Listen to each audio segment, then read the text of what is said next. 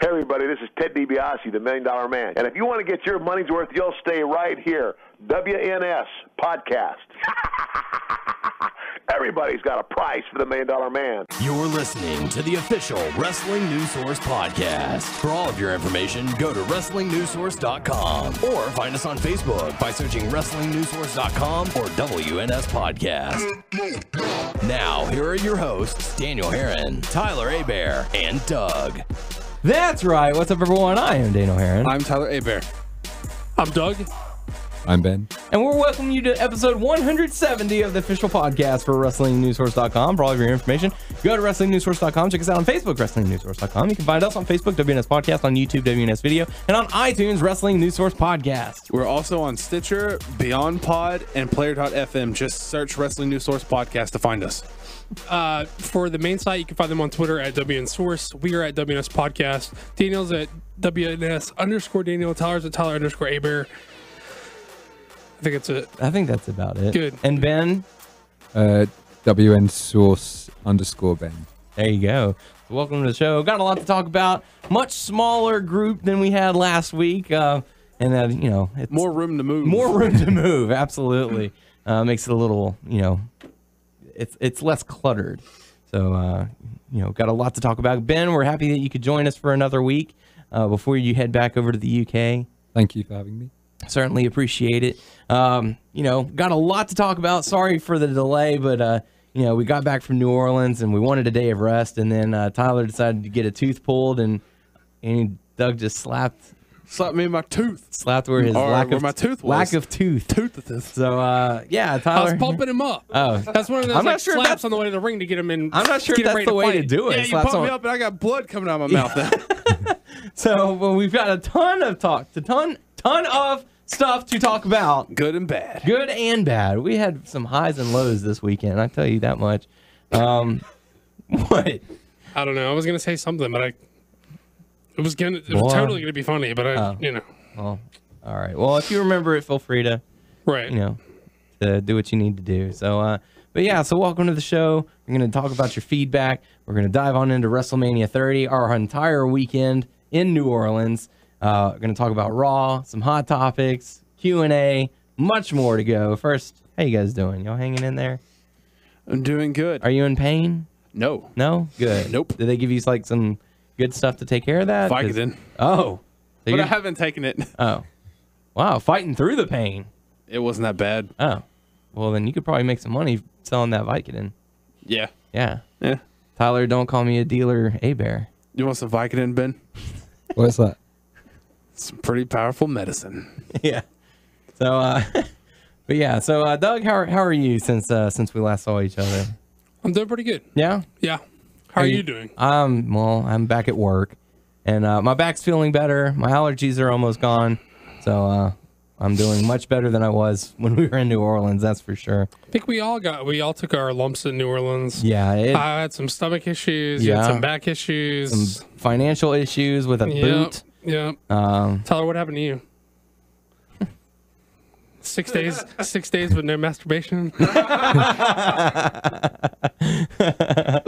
Joke's on you guys. I totally jerked off. Why y'all are snoring? What? Why do you think it took him so long to go pay that the parking permit? No. I was saying Tyler, not me. Because what did he pay? No, he didn't go do it. Never mind. He didn't pay. Whatever. They were looking for food, right? Right. Yeah, that's what they were doing. Ben, how are you doing? Yeah, I'm good. I lost my phone. Yeah.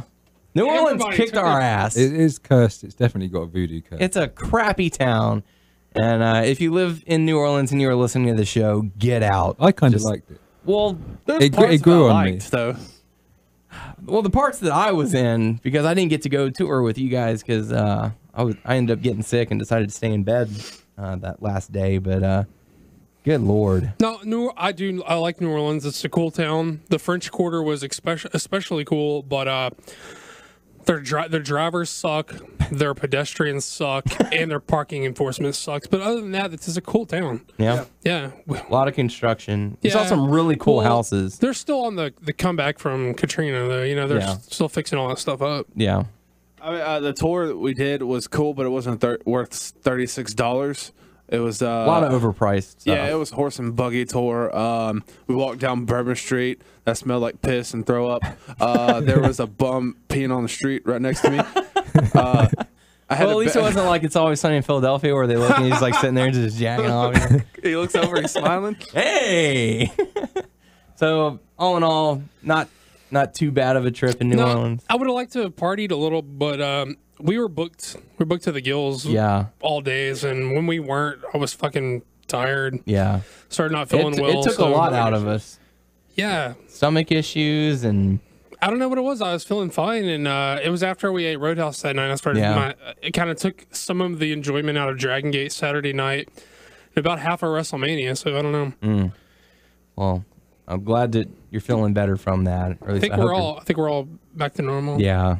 I don't know what it was, but I started getting that allergy, sinus pressure, and all that, and just tore me up. It was terrible.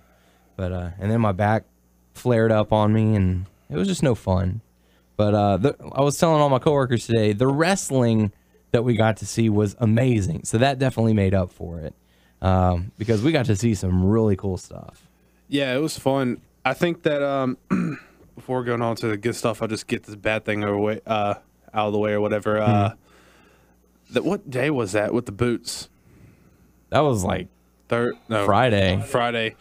Well, okay, we paid that parking lot across from the hotel was weird, and you had to pay at certain times. Like it was cheaper certain times, and some, I don't know, you had to pay about an hour. But like very strange. Yeah, so the time we paid it was after it was like midnight or something. Yeah. I don't know. Then you would it goes till 10 a.m. Well, Doug got up early to give us a few more hours or whatever, so he bought another ticket, and he put the ticket on his dash, and he didn't know that it flipped over. Yeah. And we didn't know that. But then when we came back and were ready to go for the day, there's 2 boots on there. And I guess they learned, because if they only do one and people have like a spare tire, some are known to just switch them out. You carry 2 spare tires. Yeah. No. Yeah. And so you need to carry a second spare tire just for that occasion from now on. But I will let. Well, just in case it does. I'll let you speak about the rest if you want to. No, I mean it was the guy was just a dick that we dealt with, and very unprofessional. Yeah, it just pissed me off. Like, I get the flipped over thing. I accept the responsibility. Like, I should have paid more attention. I suppose it maybe like when I closed the door, the wind like flipped it over, but it was a very windy day that day. But my point was, he said, well, we videotaped the dashboards, and my point was, well, look, there's a number identifying on this ticket that if you videotape my dashboard, this number is visible. You match it up to the video. Oh, well, I don't know what that is. Didn't want to show us the video. Didn't want to identify himself. Like, he was. There was some policy that if they're over half an hour late, then the boot fee goes from $110 down to $45, which they were over 30 minutes late.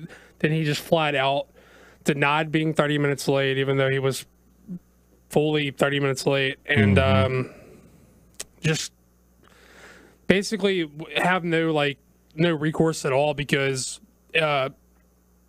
this company charges you to dispute any problems that you had. You have to pay $50 just to dispute, and I've already paid $110 to get your fucking boots off my car, so I'm not paying another $50 on top of that just to get the $50 like break. It's you profit they profit again just from you disputing them, so fuck that. But yeah, man, not cool. And a lot of people were asking me, why didn't y'all call the cops? Why didn't y'all call the cops? And it's basically just our word against theirs, and I don't know if the cops would have been able to do anything anyways. Yeah. Whatever. I mean, I accept responsibility for my part, but the guy was a total dick. He refused to. We provided proof that we had a ticket, and he wouldn't accept it. Yeah. And he was laughing as he was leaving. And that pissed me off. That, and this may be like a wrong assumption, but like the dude, I think that business is really good for him. I think it's kind of corrupt, because I don't know how often he pulls that stuff or whatever. But I mean, anyone can have it. But that was like a high-end sports car that dude drove up in, right? Yeah. So I mean, you never know. Those guys may do that. Oh, they're 30 minutes late. No, we're not 30 minutes late. And he's going to get to work and be like, here's the $45 they owed you, and pocket the rest and all that. But whatever. Screw that jerk. Hope he gets fired or falls off a cliff. Ben, how was your trip? How the fuck did you lose your phone? How did you lose your phone? Well, the guys that I was going to Access with, they were turning up late, so I advertised, as they did for most events. I advertised through WNS to link up with someone that was nearby, and we went to Access. We had a really good time, and then I had it when I come back in this guy's car, and from there I don't know where it went. I guess I had it on my lap, and I got out the car, and it slipped on the sidewalk. And I mean, there's lots of beggars along that sidewalk. I mean, that's probably gold dust to them, you know. They can sell it on.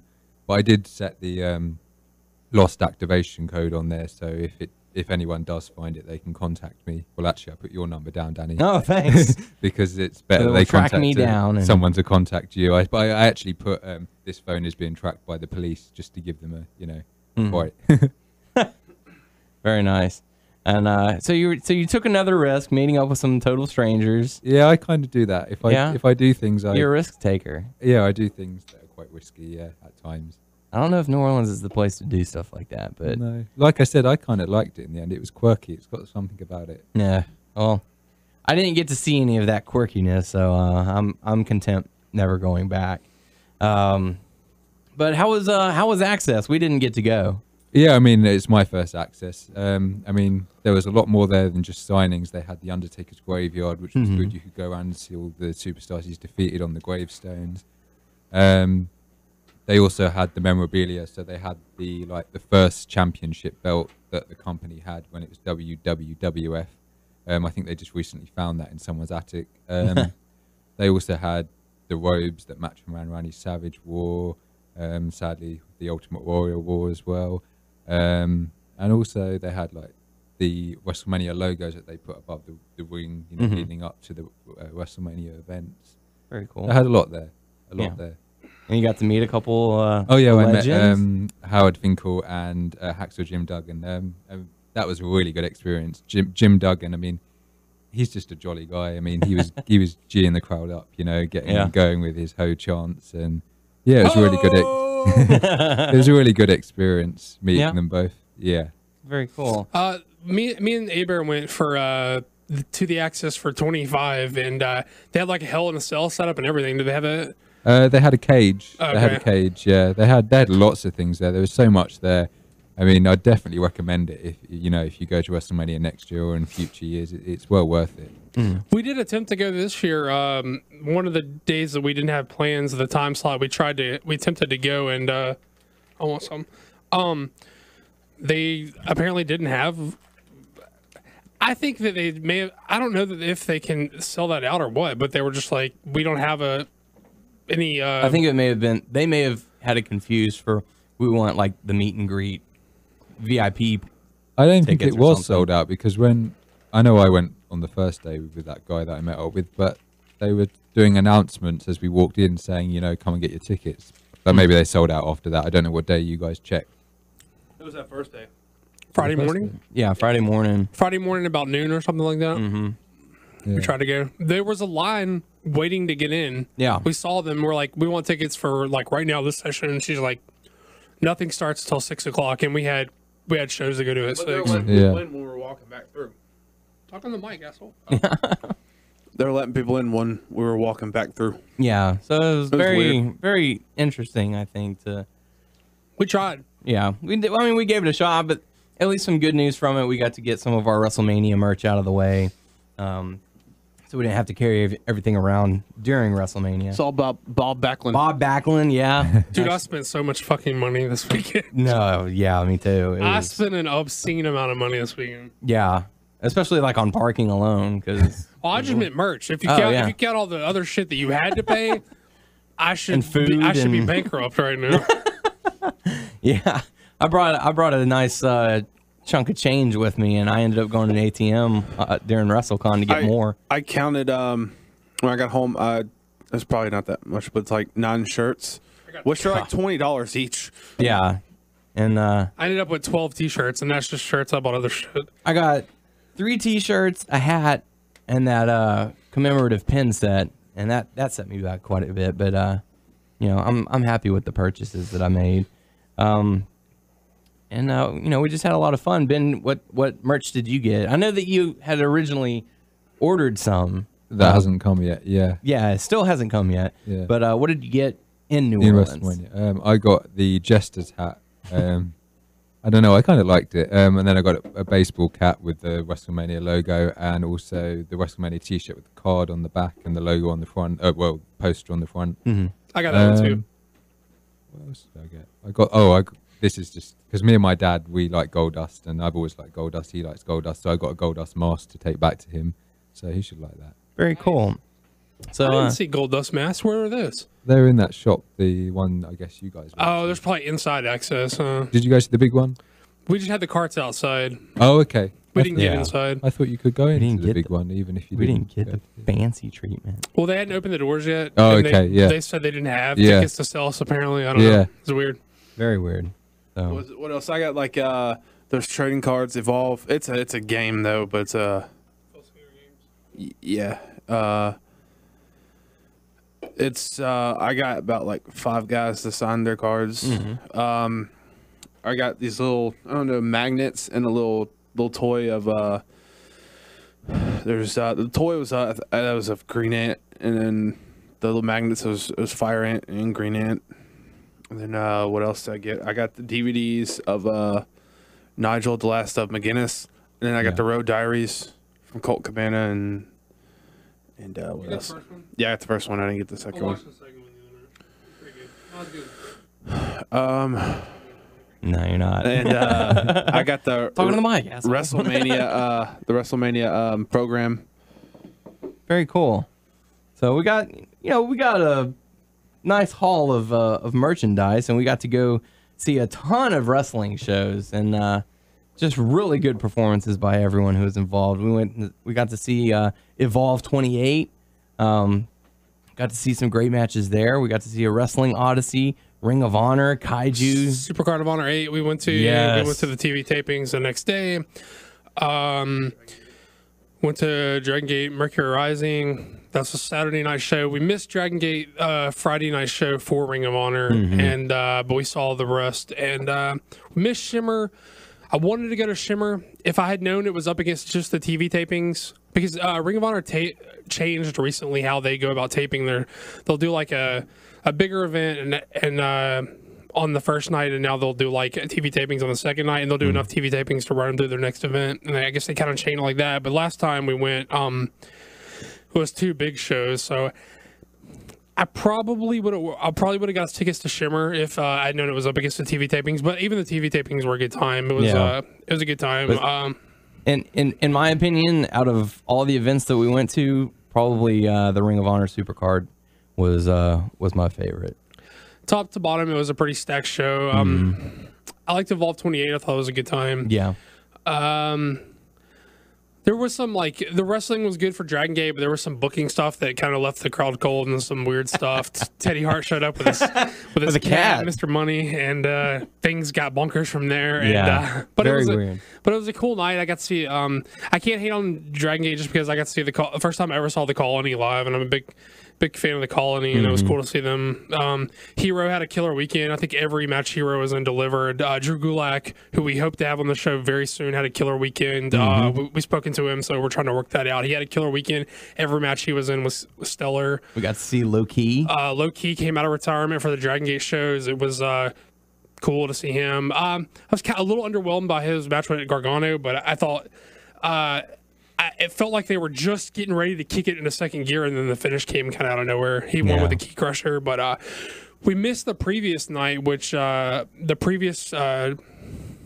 the Friday night Dragon Gate shows, Hero wrestled Masato Tanaka 1-on-1. We missed that, and Low-Key wrestled Trent Beretta, which Trent Beretta actually won that night, and those were supposed to be good matches. But we did see the Saturday night show, Dragon Gate, they had a trios tournament, which we did see Hero team with Masato Tanaka and Roderick Strong, and against Ricochet, Rich Swann, and AR Fox. And now they actually opened the show, and it could have been the fucking main event. It was that good. They went about 30 minutes, and it was bonkers. Awesome matchup. But I think logistically, like, Hero and them had to get to another show, and that's why they went on first. But that was a really killer match. But yeah, I need to watch all the shows back. It was just thrilled to be like in the crowd live. We don't get that caliber of independent wrestling in our area, and that's not a knock on the independent independents that run in our area, but we don't see that type of athletic competition. Yeah, that kind of athletic wrestling in person very often. So I was just in awe of all these guys that I watch on DVD and on digital download all the time that I don't get to see in person that often. So I'd probably be biased. I may have a different opinion of the shows if I saw them just on video, but being there live was killer. It was and the fact that we were like second and third rows, that was so much closer to the action, and certain spots where you have to move your chair. Doug saved Ben's life. Yeah, literally. During the Evolve. Get the fuck out of the way. Here he comes. It was really cool getting to see those guys up close. Oh, definitely. And I can't remember what match it was. Who was versing the Bravado Brothers? I don't know. And they sat next to me. Yeah, it was from the first match. What was the first match? I forgot what it was. And they sat next to us. And so I forgot who choked out one of the Bravado Brothers, but it was sitting right next to Daryl. And then she was like, get away from me. But no, we're going to pick up all those shows on DVD when it comes out. Definitely. I want to talk about Kaiju. Yes. I know what to Tyler was having such a ball at Kaiju. I was as well. Yeah. It's just... how's your arm, by the way? It's good. It was good. I don't know who that... Whoops. You probably want to give some some explanation as to what Kaiju is for people who don't know. Add some context. Tell them what it is. It is monsters fighting, wrestling in a ring, but which has buildings in the ring, and they get put through them. Dudes in monster suits. Dudes in monster suits. And waffles. And waffles. Giant waffle mustache. So I didn't know what to expect because I'm not like the only one I know is what's it called? What's the Dust? What's his name? Dusto Bunny. That's the only one I'm familiar with, and Dr. Cube. That's the only ones I'm familiar with. So yeah, and there's this. I don't know who. Save Paco. Yeah, I don't know who this bad guy was, but he looks like a humanoid. I don't know the name. Humanoid creature with I forgot his name. The giant high five. Giant hand. And I was like, give me a high five, give me a high five. We're right by the entrance, by the way. He turns around, and he hits my hand, but the hand's so big that the parts of the finger slaps the shit out of my arm. And it, through, at least an hour, it's through the whole show. Yeah. My whole arm is red. Yeah. And, part of my arm starts to break out. And what was the bird? It was two core. Two core. I think Toucan Sam, but furry. Yeah. And evil. Yeah, evil. And a human jaw structure. Yeah, they were that guy and the toucan, whatever, were in our faces at the end because we're like, go away. And then the guy with the big hand was trying to flip me off. And I was like, that's inappropriate. That is inappropriate. So I'm definitely going to get that DVD because very entertaining. Yeah, I mean, I'm going to get them all, but Shout out to Bryce Rimsberg, who I think refed 97% of the matches we saw this weekend. Oh my God, they worked that poor man to death, and but he's cool. So I mean, what's really cool is after shows, even before shows. Okay, before shows, intermission, and after shows, all those guys are peddling their merch, and they're just really cool as hell. We met pretty much everybody, or a lot, just about, yeah. And they're just really cool, down to earth guys. Yeah, so got to meet. Chris Hero, Chuck Taylor, Green Ant, Fire Ant, Loki, the Bravado Brothers, and Gorgano. All of those people were there. Trent Barretta was there, and got to meet all of them, and it was just really cool getting to see them and perform and kind of talk to them, even if it's just for a couple minutes. It was a really cool experience, and I certainly enjoyed it. And, Ring of Honor was the same. You got to meet some of those guys. And we got, Tyler and I both picked up the Last of McGinnis DVD. Yeah. And he autographed it. And I got a picture with him as well. So it was really, really fun. And also, we've seen wrestlers on the streets wherever we go. We saw, actually, one's on the street and one in the restaurant. We saw Maria and Mike Bennett. Yeah, we saw them twice. I saw Chris Hero, Trent Barretta, and Adam Cole on the streets. Yeah. And then we also saw Drew McIntyre after the Hall of Fame walking home.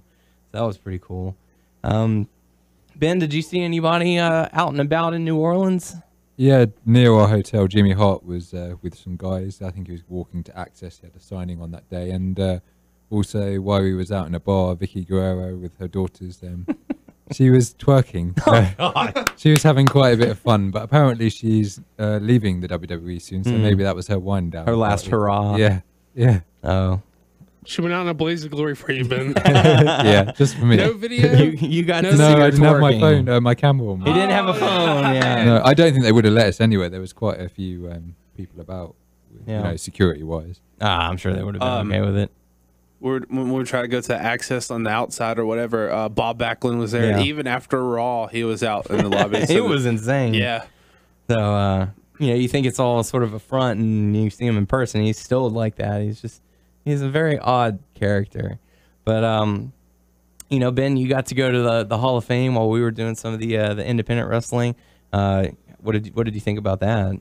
Yeah, I mean, again, it's a first for me, the Hall of Fame. Great inductions. The ones that stood out to me are Jake the Snake and Ultimate Warrior. Mm-hmm. I mean, I guess in light of what's happened, obviously Ultimate Warrior passing away, I mean, his speech is even more, means even more than it did. I mean, I said to you guys on the way back, it was an emotional speech. I mean, even his speech on Raw was quite emotional. I know a lot of people are looking into what he said. Yeah. I guess we'll touch upon that later. But yes, they stood out to me, those two speeches. I mean, it was a good show overall. It went on longer than what I thought, but this year it was on the WWE Network. So I guess they've got that luxury of time where they don't have to, we don't answer to anyone. Slice it down for the USA Network, even though they are doing a special, I believe. Or Yeah. they have done a special already on the USA Network. Yeah. And that'll be, that's pretty cool. Another thing we forgot to mention is WrestleCon. Yeah, we did. We got to go to WrestleCon right before WrestleMania. Got to meet all kinds of people there as well. I got my picture signed by Kevin Nash and Scott Norton. Got to meet Bobby the Brain Heenan, thanks to Clutch City Productions, our buddies from there.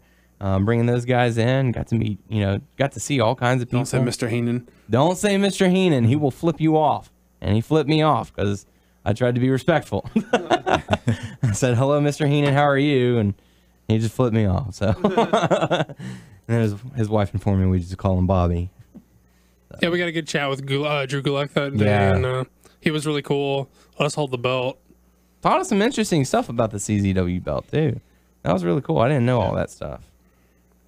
Really cool. Hope to have him on the show. And WrestleCon. It's a really cool event. It's good to go to, and they have events to kind of keep you there.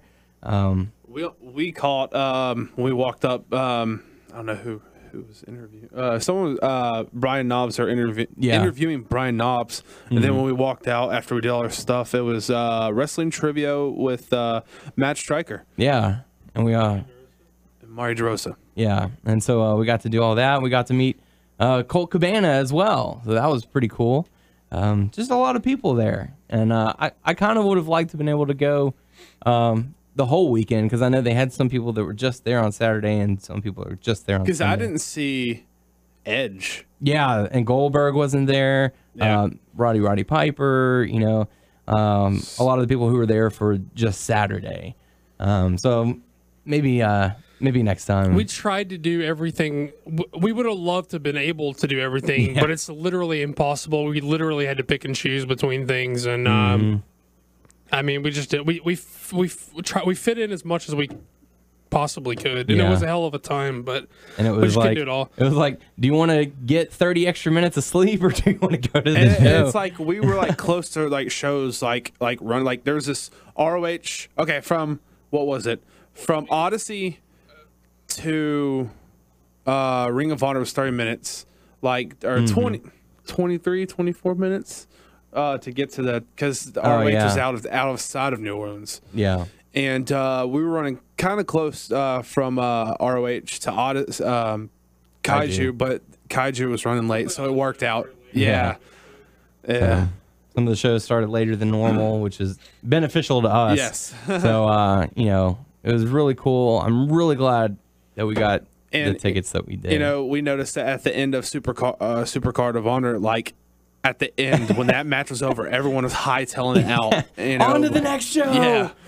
Well, it was bananas because the main event of Supercard Honor was a ladder war between Adam Cole and Jay Briscoe, and it was these dudes were going through ladders and tables, and they were fucking unprotected too. Unprotected headshots. These dudes were fucking bleeding for our entertainment, and as much as I would have loved to have like stayed there and applaud them until they walked backstage to be respectful, we had to literally haul ass as soon as the match was over to try and make another show. Almost running to the car, right? And it just felt weird to be like, "Oh, thank you for bleeding for me. Peace. I gotta go." Like, you know what I mean? I gotta go watch a giant waffle now. Right? But that's the kind of weekend we were in for. We were trying to make everything we could make, and that's the sacrifice you make, I guess. But take nothing away from those guys. It was a hell of a show. It was a very stacked show, and I'm definitely going to be picking that one up. I want to pick up all the shows that we went to on DVD and Blu-ray where they're available. So we'll have to be on the lookout for those whenever it finally happens. So all in all,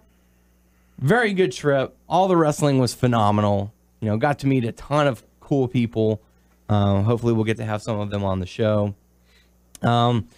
But we'll dive into WrestleMania in a little bit, but it's time to dive into some of the feedback. First one's coming to us from Sundawave, and he says, "My name is pronounced." I think it's Sundaviv. Sundaviv. I'm calling you Sunny D.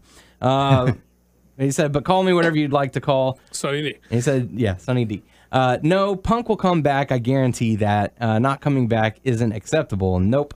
After all, he's been really burned up with everything, and it's even. If it's not official, I'm sure that he's had some major injuries with his rib cage because in the Royal Rumble, he was laying in the corner of the ring holding his chest, and you could see that he was breathing heavily. And after like 30 seconds of fight, every time he was down in his corner, and we could see this in the last matches that he had.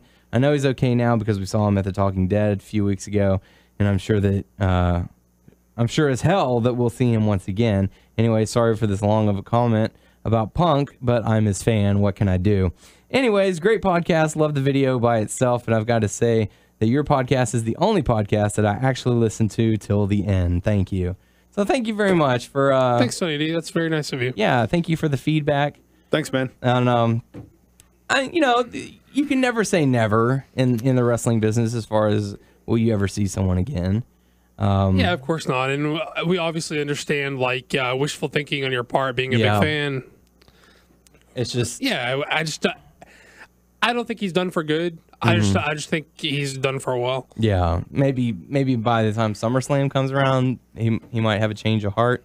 But he's... Well, the thing about it is, like, if he passed on Mania, then, like, to make his point, and if there really is a principle thing and it's a point to be made, he's got to sit out to make his point. Yeah. And so that means he's going to be out for a while. Yeah. I mean, money is clearly not an issue to the guy because he walked out on the period of time in the year where he would make the most amount of money. So it's clearly not an issue. So it's clearly to make a point, and he's clearly unhappy. And he obviously wasn't coming back because they didn't make changes to the card that would have reflected in making him satisfied. So he's clearly out for a while, but we understand wishful thinking, being a fan, and appreciate you listening to the show every week. Definitely. Glad you like it. Thank you. Yeah, thank you very much. Next bit of feedback we have is from Daniel saying, "Another awesome podcast, guys. I cannot wait to hear what you have to say about WrestleMania. Keep it up." So thank you very much, Daniel. We do appreciate that. Thanks, Daniel. Hey, no problem. But now it's time to dive into WrestleMania 30. We were fortunate enough to get to go see it. My very first WrestleMania. Yeah, well, okay. I know. Okay. This is going to be my opinion on certain things. Like, I'm going to have to go back and watch it on DVD, just to let you know, because there's certain things that I did watch, but we had to keep on getting up. I don't know that. You can watch it on the network. Yeah, I can watch it on network too. but there's things that I clearly remember, and we had certain feelings with certain things that was like, I don't know. I feel like certain times I wasn't focused. I don't know. Okay. Yeah, I mean, definitely go back and check it out on the network. I've already done that a couple times now, but just really cool going back and seeing the stuff. But we do kick things off with the pre-show with the Real Americans going up against Los Matadores, going up against Ryback, going up against the Usos in an elimination-style fatal four-way where the Usos come out on top. So I thought this was a really strong start. I kind of wish this would have been on the card, But you know, all of the matches fit into the WrestleMania card. It didn't feel like it went too long. You know what I'm saying? But you know, I felt like they timed it really well. But the Usos got the win, and afterwards, Jack Swagger ended up attacking Cesaro, and Cesaro decided to swing Swagger for the trouble. So definitely getting the crowd delighted about that. So what did you guys think about the matchup? Well, much like Tyler, I feel like I need to give this a rewatch, which I haven't had an opportunity to. Got into some stomach problems, I guess, Saturday night that lasted me into Sunday, and it really affected about the first half of the card for me before I felt right. I think actually the shock of the streak ending kind of like shocked me out of whatever I was in. But I was not feeling well for the first half of this card, and I couldn't really do the up and down thing. Yeah. There was a ton of people standing up in front of us, and I was trying to like crank my neck around to watch the monitor because my stomach wasn't up to getting up and down. But yeah, I can't comment on much on match quality up until the streak, probably, other than some things here and there that really popped out. But yeah, I mean, I'm sure they wish they were on the proper card as well. But good for those guys. I mean, they put on a good show. How about you, Ben? Yeah, like the other guys, I'd benefit probably from watching it back. But I would have liked to have seen it on the main card. I'm a big fan of the Usos. And I think they're more deserving than the pre-show, although it is the WrestleMania pre-show, so it is kind of special. But I would have liked to have seen it on the main card.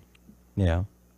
I just want to say that was a big-ass stage. It was freaking huge. And I loved it. It was very nice. But as far as the match goes, you have to go back and watch it.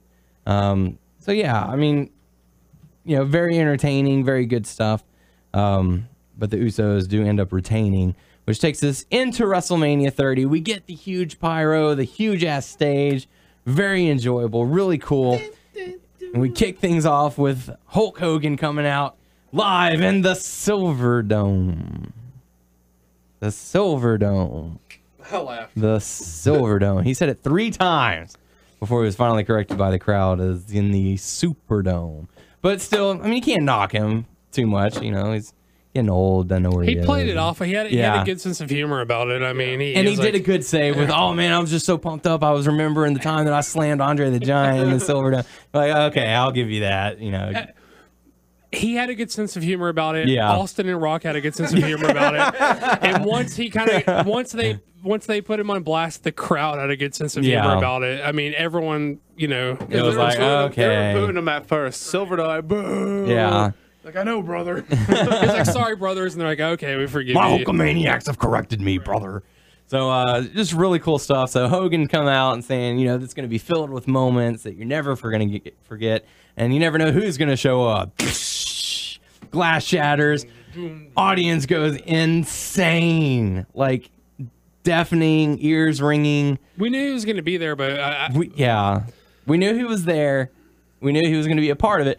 I figured it was just going to be like some backstage segment like they did a few years ago where it was like, oh, hey, how's it going? Yeah. Speaking of that, they were really light on the bullshit and heavy. Yeah. There was almost no BS. That's why I said, like, you know, I can understand why the Fatal 4-Way tag match got bumped to the pre-show, because all the matches, with the exception of like the Divas match and the Shield match, were like 20 minutes long. The opening segment did go for quite a bit, but I mean, you got to kind of let those guys run. That was a moment, you're going to shut one of those guys up? No, you're not. You know?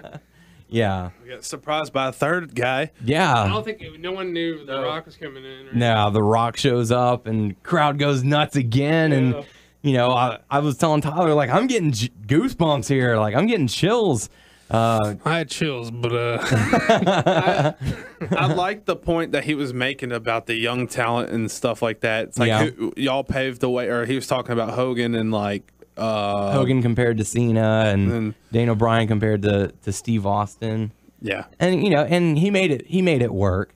And it was really good. And I like that Austin was saying, you know, this isn't about us tonight. Tonight it's the young guys trying to show they're trying to entertain you. You know, they're trying to prove themselves worthy to you. And it was just a really cool moment. Ben, what did you think about it? Yeah, I thought it was nice, them bringing the 3 generations together. Mm-hmm. It was quite fitting being WrestleMania 30. And also, like you were mentioning about talking about the young guys, I think that's kind of the theme throughout the card. Yeah. It was about, the whole night was about the next generation and passing it over, the legacy.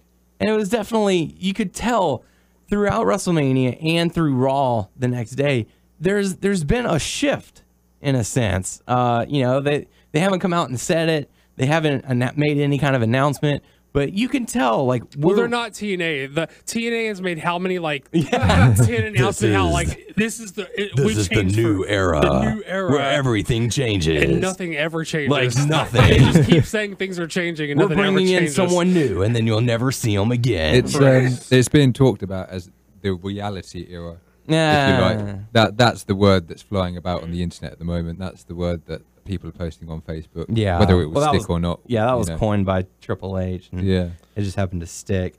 I mean, if you want to call it the reality era, whatever. But we are seeing a shift. We are seeing something new here, and I like it because it gives me hope.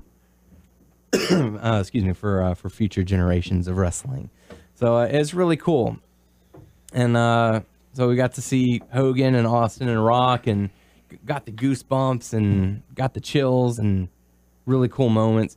And that takes us into the very first matchup, Daniel Bryan versus Triple H. Winner gets put into the main event of WrestleMania. What did you guys think about this matchup?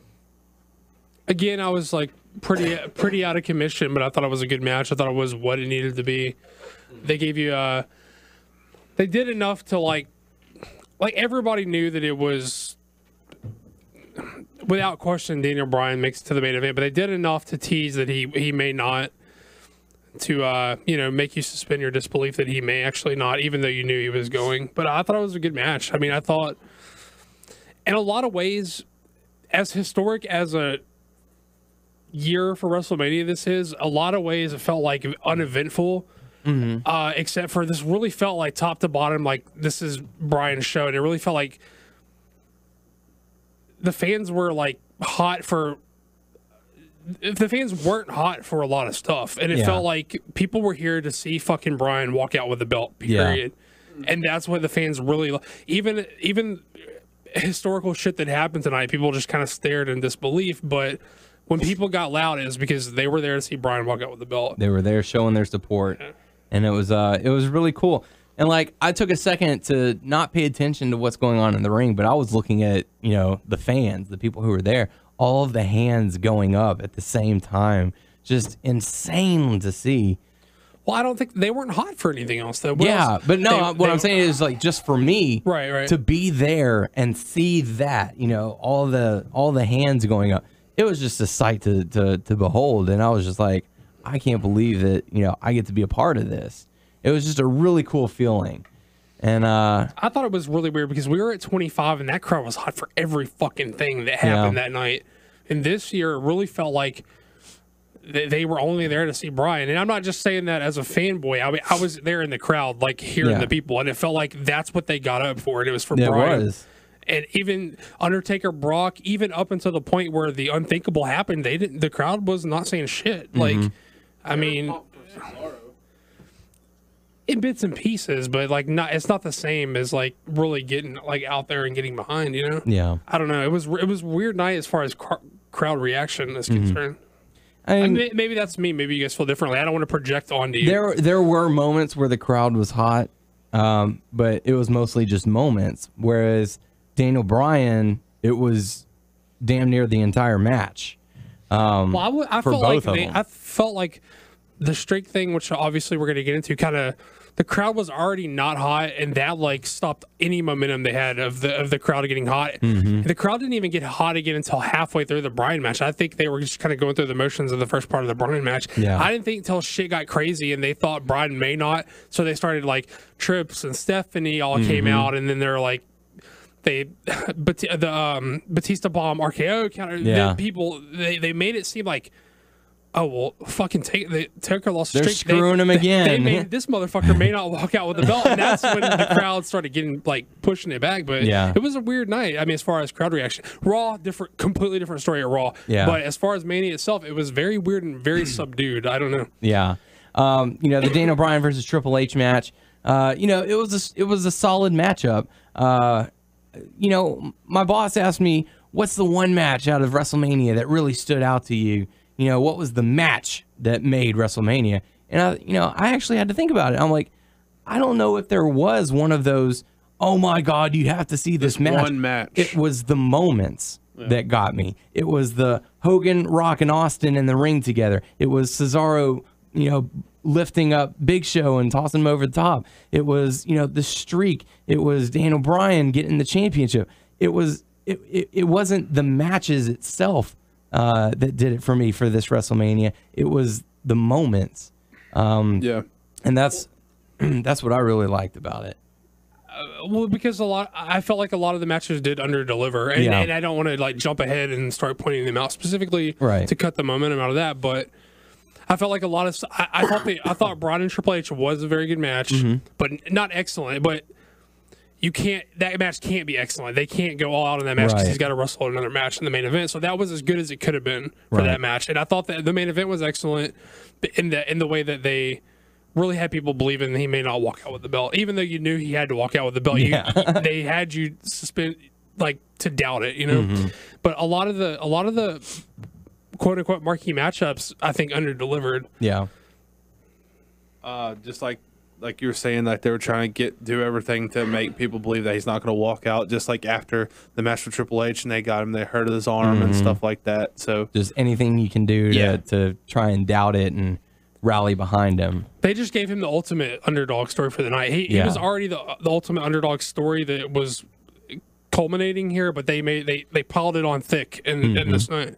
Yeah. How about you, Ben? What did you think about the opening matchup? Yeah, I can't add anything more to what's already been said, but like you say, they tried to add that, air of disbelief that he might not win. Right. But I think it was a solid match. It was a solid opener. I'm glad they put it as the opener. It needed to be the opener.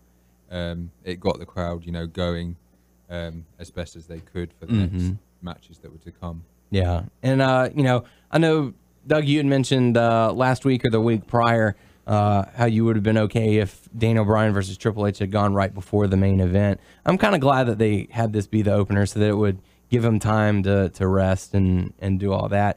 And then, we did see that video package of him and the doctor getting checked on and stuff like that. So it kind of adds a little more. What did I say?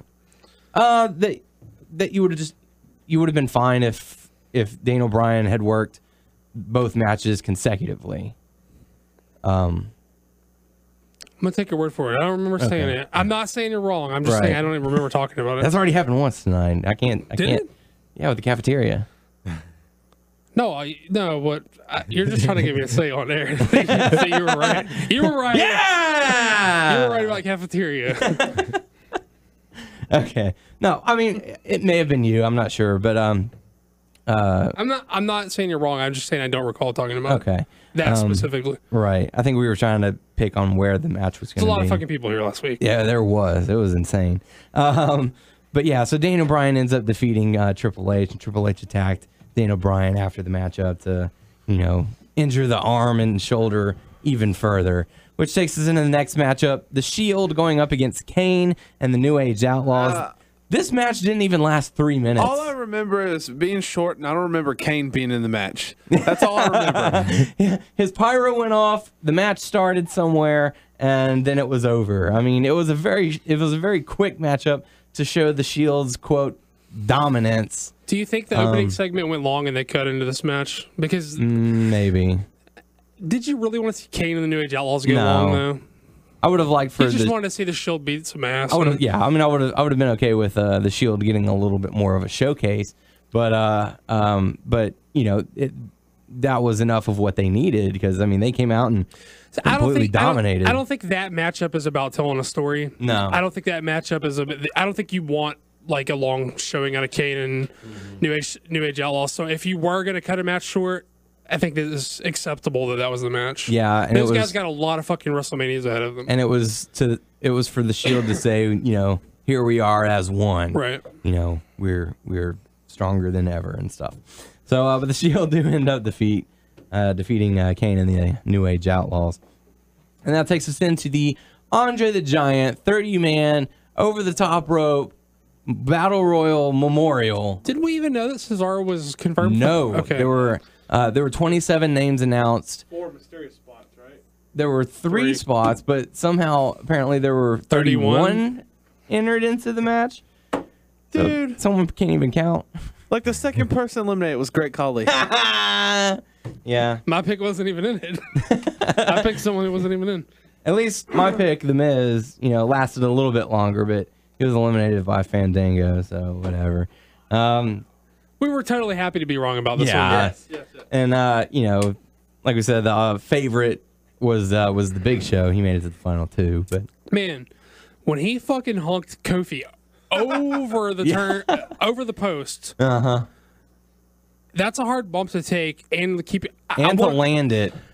How we were talking about this as it happened. We're like, how many times do you think they practiced that today? Right. Because that's, I don't know. He went over the fucking over the post and landed with his feet on the steps. That was crazy. And I think if anything, he would have probably just like hit the steps and then just kicked his feet up and like landed on the back of his neck or something. Right. And then he would like, okay, they stayed though on the steps the whole time. He did a really good job at Landed that. on his back and like he's not close to anything, and his feet are up in the air. Like, oh, Yeah. He just like scoots. Waddle, waddle, waddle, waddle, waddle. give me a chair. Give me a chair, yeah. So, Man, when he fucking picked the Big Show up and walked crowd with went him, nuts. body slammed his ass over. Man, that was crazy. Yeah. But yeah, Test man, of strength right there. good for him. I mean, no problems with them giving that to Cesaro. None at all. And, I think this is going to be a really good year for Cesaro. He's gonna, in a lot of ways, he's already started to break out, but it's only bigger and better to come. Mm-hmm. Anything to add from that, Ben?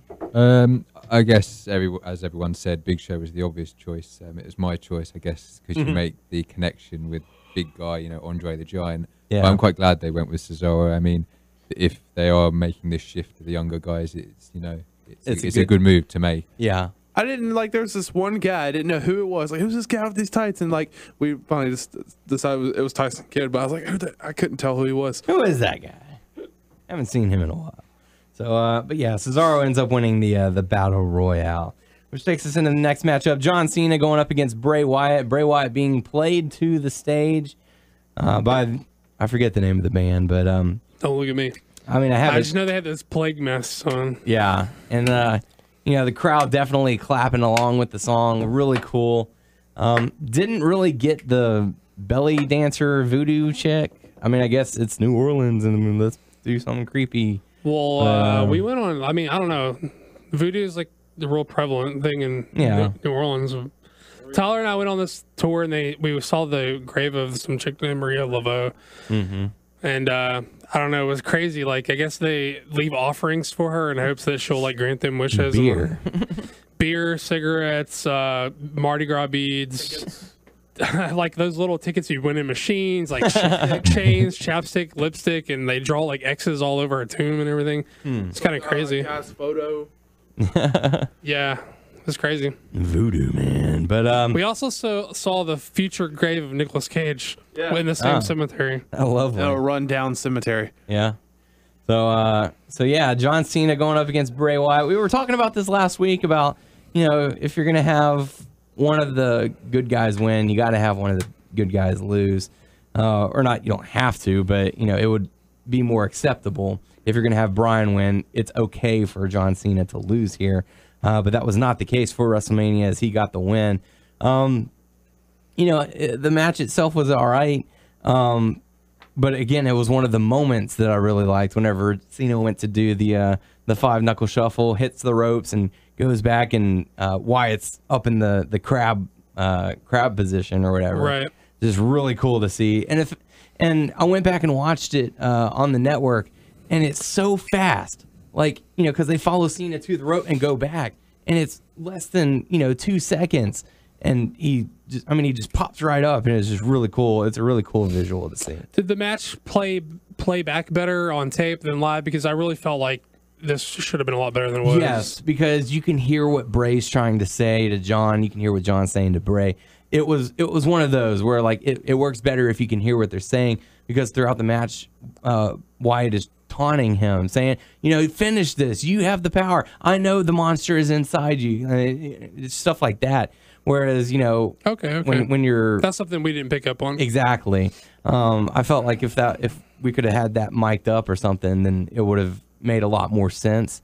A lot of the way how, like, the main event of Evolve 28 was Chris Hero versus Trent Beretta, and the way that they shit-talked each other in the match added to the story. Like, the story was almost them shit-talk, the way that they shit-talked to each other. Exactly. With the story being, for if you guys don't know, if you don't follow Evolve, if you don't know the backstory, that Trent Beretta kind of shit-talked, Hero's the champ, but he kind of shit-talked Hero about...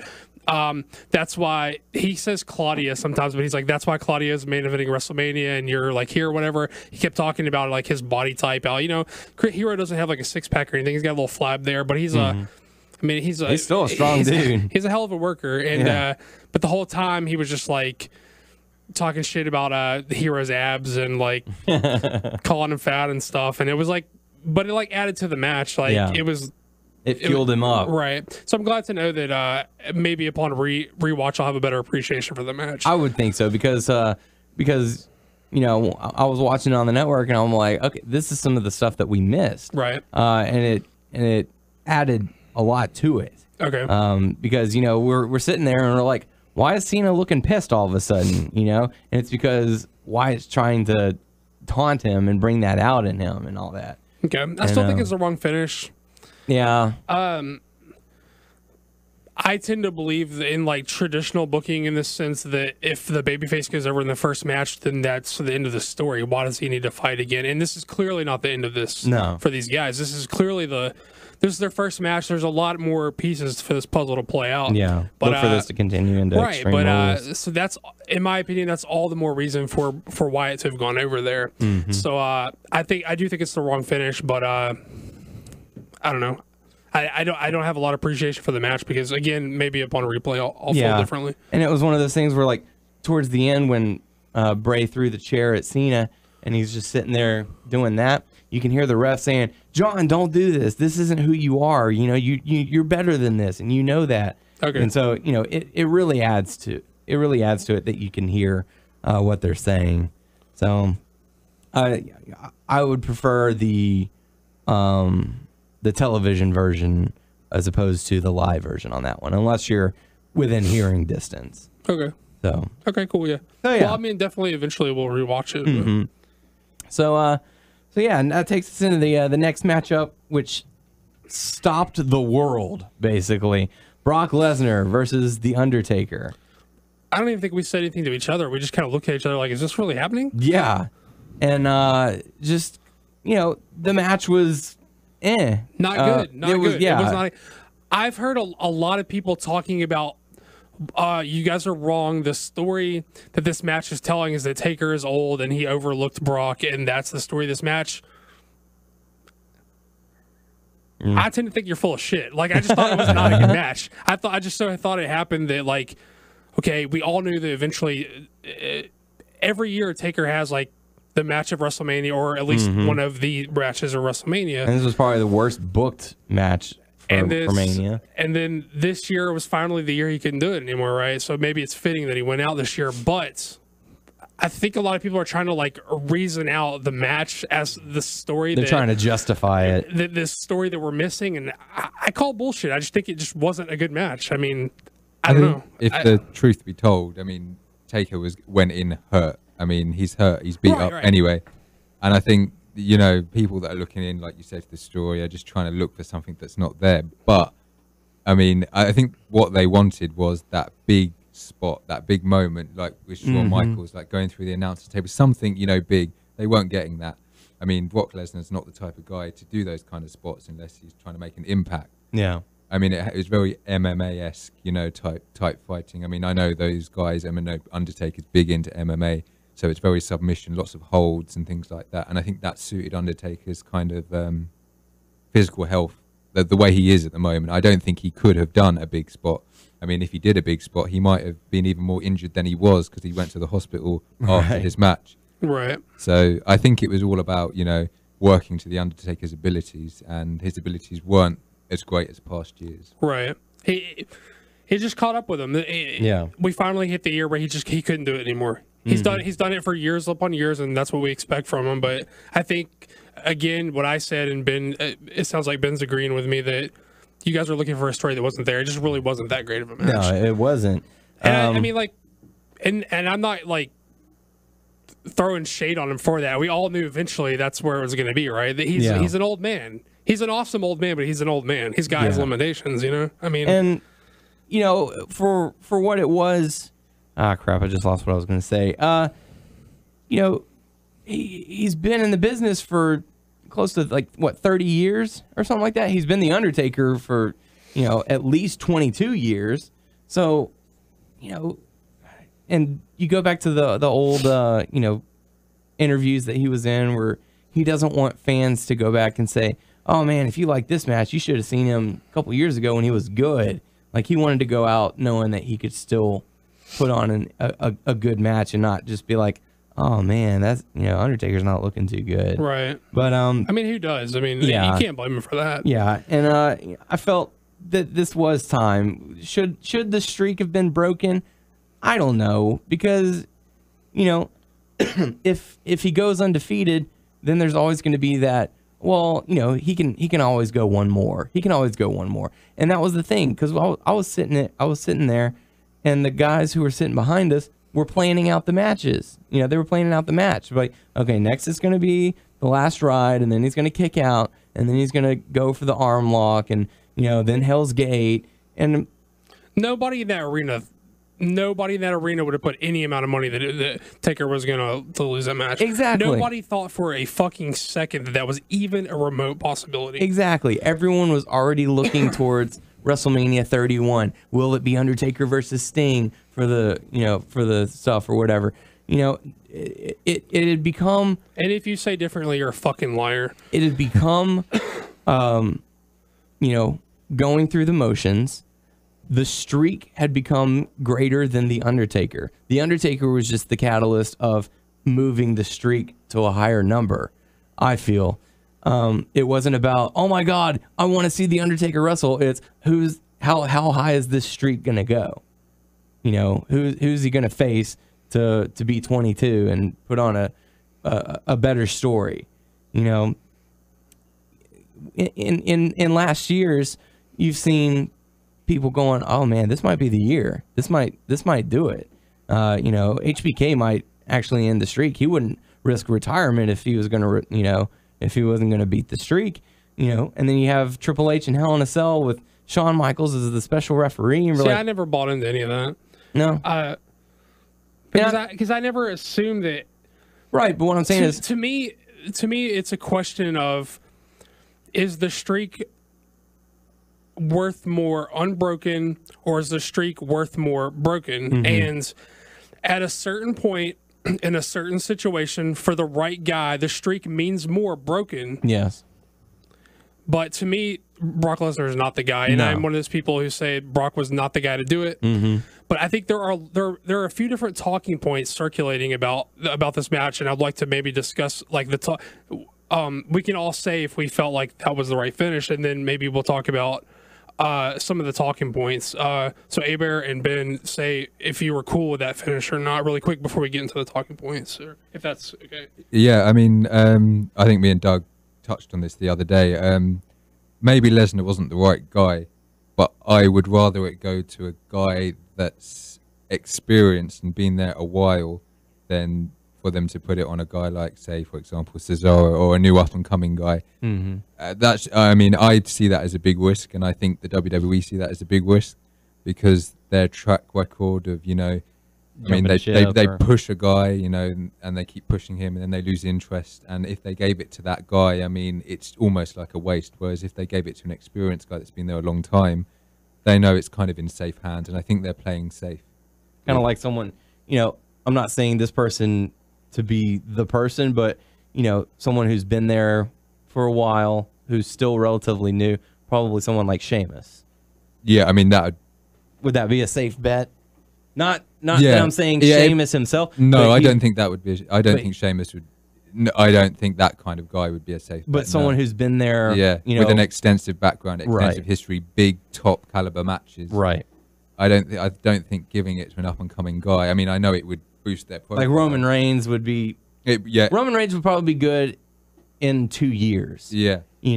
But I do want to respond directly to what Ben's saying, but before we get further into talking points on this or that or who or what, I want Abraham to say, like, if he's cool with the finish or if he's not cool with the finish or whatever Abraham wants to say about the finish before we get into it more.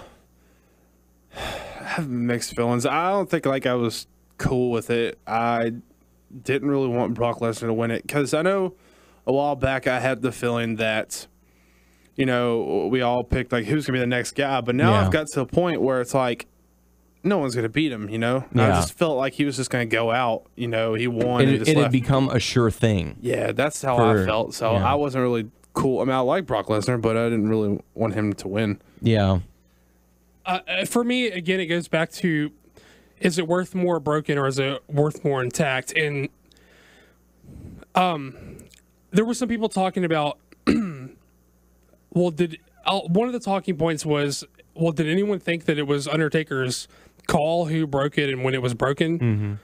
That is completely irrelevant to me. Like, I don't care who made the decision. I disagree with the decision. So I don't care who said, this is what's happening.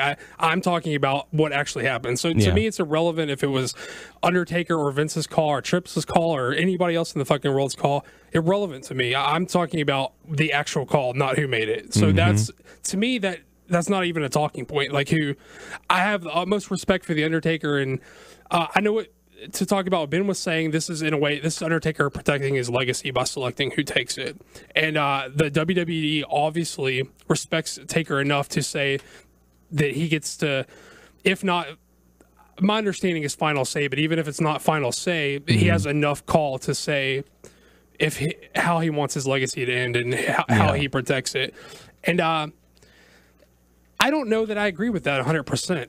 And again, I have the utmost respect for the Undertaker. But I don't know that I agree that it's the Undertaker's call. Undertaker didn't win 21 shoot fights. Yeah. He was booked to win 21 matches. Mm-hmm. So in essence, he has the streak because he was booked to have the streak. Right.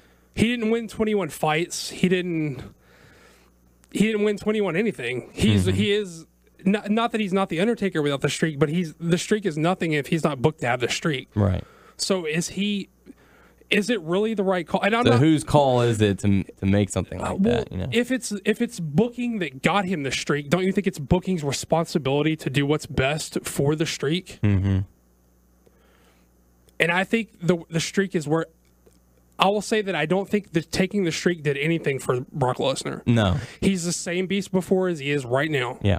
Did jack shit for Brock Lesnar. Brock Lesnar's always going to be a fucking beast because he's Brock fucking Lesnar. Mm-hmm. And that's what Heyman always says, but it's the goddamn truth. They didn't do anything for Lesnar. And where's he going to be in 3 months? And in my opinion, it may have damaged the streak. Yeah. I think the streak is worth more intact than being broken by Brock Lesnar. Now, I think that the streak is worth more making another guy's career. Mm-hmm.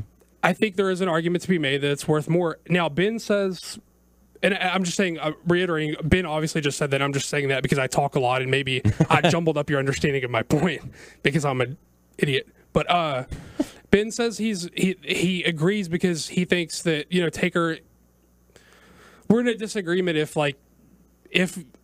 I think it's right for Lesnar to have final say on his legacy because his legacy is because he was booked to have that legacy. So maybe I feel it's the WWE's responsibility to capitalize off this the best they can. Right. Which is maybe leaving it intact if they think it's too big of a risk to give it to a younger guy, then maybe they leave it intact and they sell DVDs about the streak for years and years and years, and it's always the thing. But I understand that it's a risk to give it to an unproven guy. But I think it's a risk no matter who you give it to. Right. Brock Lesnar can say, fuck y'all, peace out tomorrow. I'm going back to the UFC now and making millions of dollars. You guys gave me all the publicity I want. I'm going to fight in the octagon again and make some more fucking cash and say, fuck you. I took the streak, suck my dick, my contract's out. Yeah, very true. That's a risk. Yeah. God forbid, and I'm not being morbid just for the sake of being morbid, but Brock Lesnar can... It is a possibility. Brock Lesnar can walk out on the street, get in a car wreck, and be paralyzed. And I'm not trying to be morbid just for the sake of being morbid. I know Undertaker... I know Warrior just passed, and we're not being gross just for the sake of being gross, but any guy that can walk out and be paralyzed can never wrestle again, and that's the streak. Mm-hmm. It's a risk either way you go. Yeah. I understand it's maybe more of a risk to give it to an unproven guy, but... I look at a guy like Cesaro, who would have been my pick, and I don't want to just sound like I'm a Cesaro fanboy, even though I am. But Cesaro's not a guy. Cesaro's a guy who's loved wrestling. Cesaro's been in wrestling for 10 fucking years before he ever set foot in a WWE ring. Yeah. So I don't question his integrity. I don't question if Cesaro is going to go make movies in 2 years. I think Cesaro's a motherfucking wrestler, and that's where he's going to be. Right. Now, how the WWE books him is how they book him, but they can fuck up anybody's booking. Mm-hmm. So I don't see Cesaro as any more of a risk than Brock Lesnar. In fact, I think Cesaro has more to gain than Brock Lesnar does. Yep. So, I mean, that's just my take. I think, obviously, you look at guys like Bray Wyatt, you look at guys like Roman Reigns, and those are guys are possibilities that are risk, like Ben says, but I think Cesaro was your sure shot. Maybe they do it next year. They give it to Cesaro. I don't know. Can I just add? Yeah, I'm sorry. I'm rambling. No, it's okay. I actually think that, I mean, I understand where you're coming from. Maybe they could have gone with Cesaro, but I think Undertaker's got a finite number of years left, and he's not in that position to make that call just yet. I mean, he may do 3 years down the line say, yeah, Cesaro is the right person. Right. But I can see the Undertaker finishing up in the next 2 years, and I think he's done now. But I think. Well, here's my theory. I think ending the streak now, it was his decision to do it now because, I mean, he's got the respect for Brock Lesnar. They're good friends. It's right for him now. And I know that this is the rumor and it's talked about for years, but I think now Sting's confirmed for the WWE. I think Sting Undertaker next year, push the streak aside. That match is big enough not to have the streak hanging over it. Sure. And I mean, if you're going to end the streak and knowing Undertaker's maybe got 2-3 years left, this is the time to end it. Go out on a big match where it's not the streak in question. You know, I think that's the kind of way they're looking at it. Will you counterpoint me on the? Do you feel that it's his call to make? I mean, with all due respect to him, do you feel like it should be his call to make? Should be. Yes, I think he should have a lot of say in it. I mean, don't get me wrong. I feel like he should have a lot of say, but do you think it's? I mean, it's more of a call for him. I think to say, you know, I can wrestle him. I can't wrestle anymore. Okay. You know, we need to end this, and I think that's what they've done. They've ended it with Brock Lesnar. I mean, he's the guy that Taker respects and wants it to go to. Let's do it now. And if they're going to have Sting Undertaker next year, push the streak aside. It doesn't need the streak. It's big enough anyway. I mean, it's going to have a lot of backstory to it. Sting, the guy that has never wrestled for WWE, Undertaker, who's been there years. So it's going to have a lot of history. It doesn't need the streak. And I think that could be his final match. Sure. I don't want to see that match, so I don't think it... No. I mean, I don't personally. I've got no interest. Maybe like 5 or 10 years ago, but... To me, like, if, like Ben is saying, it's his call in the terms of, I can't go anymore, guys, so you got to fucking do something with this. He doesn't have another 5 years to look at the up and coming talent and say, yeah, actually that guy is going to go places. I want to give it to him. He has max 2 years, I'd say, and he's saying now, let's end it. It needs to end. Finished. Done. That's basically what he's saying by giving it to Brock Lesnar. He can't wait any longer. He's beat up now. I mean, he just can't go on anymore. You know, facing these new guys, he doesn't have the time. I mean, if it was 10 years ago and he had another 10 years left, then yeah, but he doesn't. Sure. I mean, I see where you're coming from, and I agree to a certain extent, but I just feel like if he thought he was winding down, then they should have altogether booked in a completely different direction. They should have booked an insanely awesome farewell. They probably should have gone with someone that wasn't Brock Lesnar, but it's just happened to be Brock Lesnar, and he kind of liked that idea. Yeah, sure. I mean, I don't know. I don't have a problem with the streak ending. I just feel like this is not a finish that anyone can capitalize on. And in fact, I feel like the only way you can capitalize on this is that you pay Brock Lesnar whatever fucking amount of money he wants to wrestle Daniel Bryan at either SummerSlam or next year's WrestleMania, and Bryan goes over him, and maybe you can get some of that rub off on Bryan of ending the streak. But other than that, like, I don't see how anybody capitalizes off of this. Yeah. Other than the only win in this situation is, like what Ben's saying, is Undertaker feels like his legacy is protected, and I think that is the main thing with Undertaker. I think he probably wants to protect his legacy, and if he had time, maybe he would go with a risk, but he doesn't have that time, and it's too soon for guys like Cesaro and Reigns to take it. I mean, it would be great, but it's something that he wants to protect, and I think that's why he's gone with who he went with.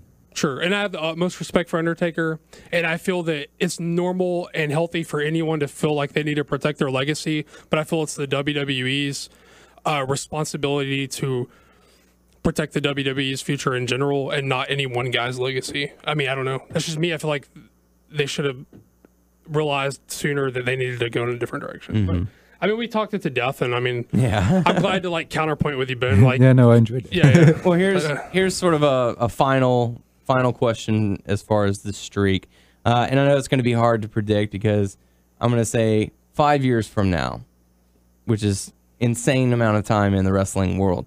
5 years from now, will they have regretted ending the streak? Well, here's the thing. In 6, they could book it to mean something from this point. They can make it mean something at this point. They could do something with Brock that makes him ending the streak mean something, but I don't think that they will. So it's in their hands. Like, they can do anything. I mean, it's their fucking company. They can do whatever they need to do to make it a thing, right? Yeah. But I don't know that they will make it a thing. Who wants to challenge the man who beat the streak? Like I said, I feel like your only like way anybody gets a real rub off of this is if you pay Lesnar whatever he wants to job to Bryan, and I mean tap out in the middle of the fucking ring. And I don't just say that as a Bryan fanboy. And I then say sit that up as and suck his thumb and cry. I mean, I don't just say that as a Bryan fanboy. I say that as a guy who just got made. He's been over for a while, and he's been a main event player for a while, but he just got solidified at WrestleMania 30 as the man. And if you want to further build on that, I think that's the only way you get a rub on anybody. Sorry. I think, sorry, Tyler. I think WWE got out of it what they wanted. They wanted the shock factor. Yeah. I don't think they wanted people to go, fans to go into a match knowing that Undertaker was going to lose. They wanted that instant shock. I mean, and they got it before they put the graphic up on the screen, the 21-1. They didn't show it. They let the fans, they let the fans look at each other, you know, put the shock faces on, you know. Take a picture of that dude who's like, what the fuck? Yeah, that's what they wanted. They wanted that complete shock. They wanted to capture that moment, and then they flashed it up on the screen. That is what they wanted, and they got it. They didn't want anyone to go into a match and, you know that the Undertaker was going to lose. They didn't want that, so they got what they wanted. And what they also got is a couple people deciding to pack up their bags and head home. Yeah, I didn't have anyone in my section do that. Oh, man. Oh, man, people were fucking living. They were People gone. were living. I mean, there was a "this is bullshit" chant, you know. No, I was watching the stands on the side, and there were just files of just people just walking up on the our stands. side, And it sounds like we're being it sounds like we're speaking in hyperbole, but people were getting up and walking the fuck out, and it didn't look like people were going to the bathroom. No, or the concession they were stand. not. People were livid on our side. People were like, "What in the fuck just happened?" It's like you have your in between matches, the 3 or 4 people who are going up, and you can kind of tell they're just going to the snack. No, people were walking with a purpose up those stairs to head to the parking lot and go back to their Didn't hotel. someone like lose money over this? Oh yeah, in the UK, they had £35,000 on the Undertaker to win, which is usually a good bet. But Well, isn't it stupid because you have to put like an obscene amount of money to make it worth your while to win because he's so heavily favored? It's not. Yeah, like you say, it's heavily favored. It's not usually worth betting, but this guy lost 35k. This is according to Lee, my source at Wrestling News Source, my news guy. If that's true, tough break for that guy. Like the 1 year you Tough shouldn't. break my ass. That's just a stupid thing to do. Yeah, Come on. that is kind of dumb. Like, I wonder if the bookie had never watched wrestling before, and he's like, "Yeah, sure, I'll take it. I'll take all your cash." Well, a lot of those places do odds on it nowadays. Yeah. Who knows? But how does that work if you work for the company then, and you want to put a bet on? You just get. I don't know. You just get lost in money. Hand a check to a buddy and be like, "Hey, go to this guy and give him my money." But I know a lot of the people on the inside don't know. It's only like a select few. Yeah, I think with are, this match, only who are in on it. And, well, they said they even kayfabe the commentary team. Like, maybe like Vince, Stephanie, Triple H, Undertaker, and Lesnar knew. I don't even think Heyman knew, and they didn't tell the commentary. I would have liked actually to hear. I mean, I haven't seen this match back, but hear the commentary and just watch the shot, because you get it when you're standing there, but to actually watch what they, Yeah, and it was definitely a shocking thing. And what I, looking back on it, I am going to appreciate the touches that they put into it. The video package for Lesnar, the Paul Heyman video package was excellent, very well done. And even with the editing of the audio from Michael Cole, the streak's over, 21-1. Oh my goodness, it's stuff like that they added to it. And you could even look at the what are they called? The caskets that they lined up. Someone could say, "Oh, that's a bad omen right there," because they had 22 caskets. They were all shut except for Lesnar's. Lesnar's was the only one that opened up and burst into flames. So you could say that's him bursting out of the casket. He's not going down. He's going, he's going out in a blaze of glory, and he's going to beat the streak. So it's just like the small little subtle things that you could capture in any way. Well, I don't normally like to do this, but I would kind of like to talk about their promo on Raw in conjunction with this, because I feel just because it goes so together for me. And if you guys don't mind, no, go for it. Ben said he didn't notice it so much from where we were sitting. People were livid over this shit. Yeah. And when we got in, there were 75,000 people there. We had to walk out in a crowd of 70. We had to go through the arena. We had to go through blocks upon blocks upon blocks of streets, walking back to our hotel, and a crowd of 75,000 people. And nobody was. And even though Bryan won and everyone was hot for Bryan, the only thing anybody was talking about was, can you fucking believe the streak was over? Do you think that was cool? Are you cool with Brock winning? What do you think about the streak? The next day, between that time and Raw, when we walked around the city, every time. I still can't believe it. I can't believe they did that. Every single time, every restaurant we went in, when we saw two people wearing wrestling shirts, people who didn't know each other, who saw that the other person was wearing wrestling shirts and went up to make conversation, every fucking person that we saw was only talking about the streak. And every single time I saw people with a wrestling shirt on there talking about the streak, people were livid. When we got in that arena, people were ready to fucking hate Brock Lesnar. Yeah. They were ready to... If you ask me if I would tell you, people were willing to like stab Brock Lesnar's eyes out. That's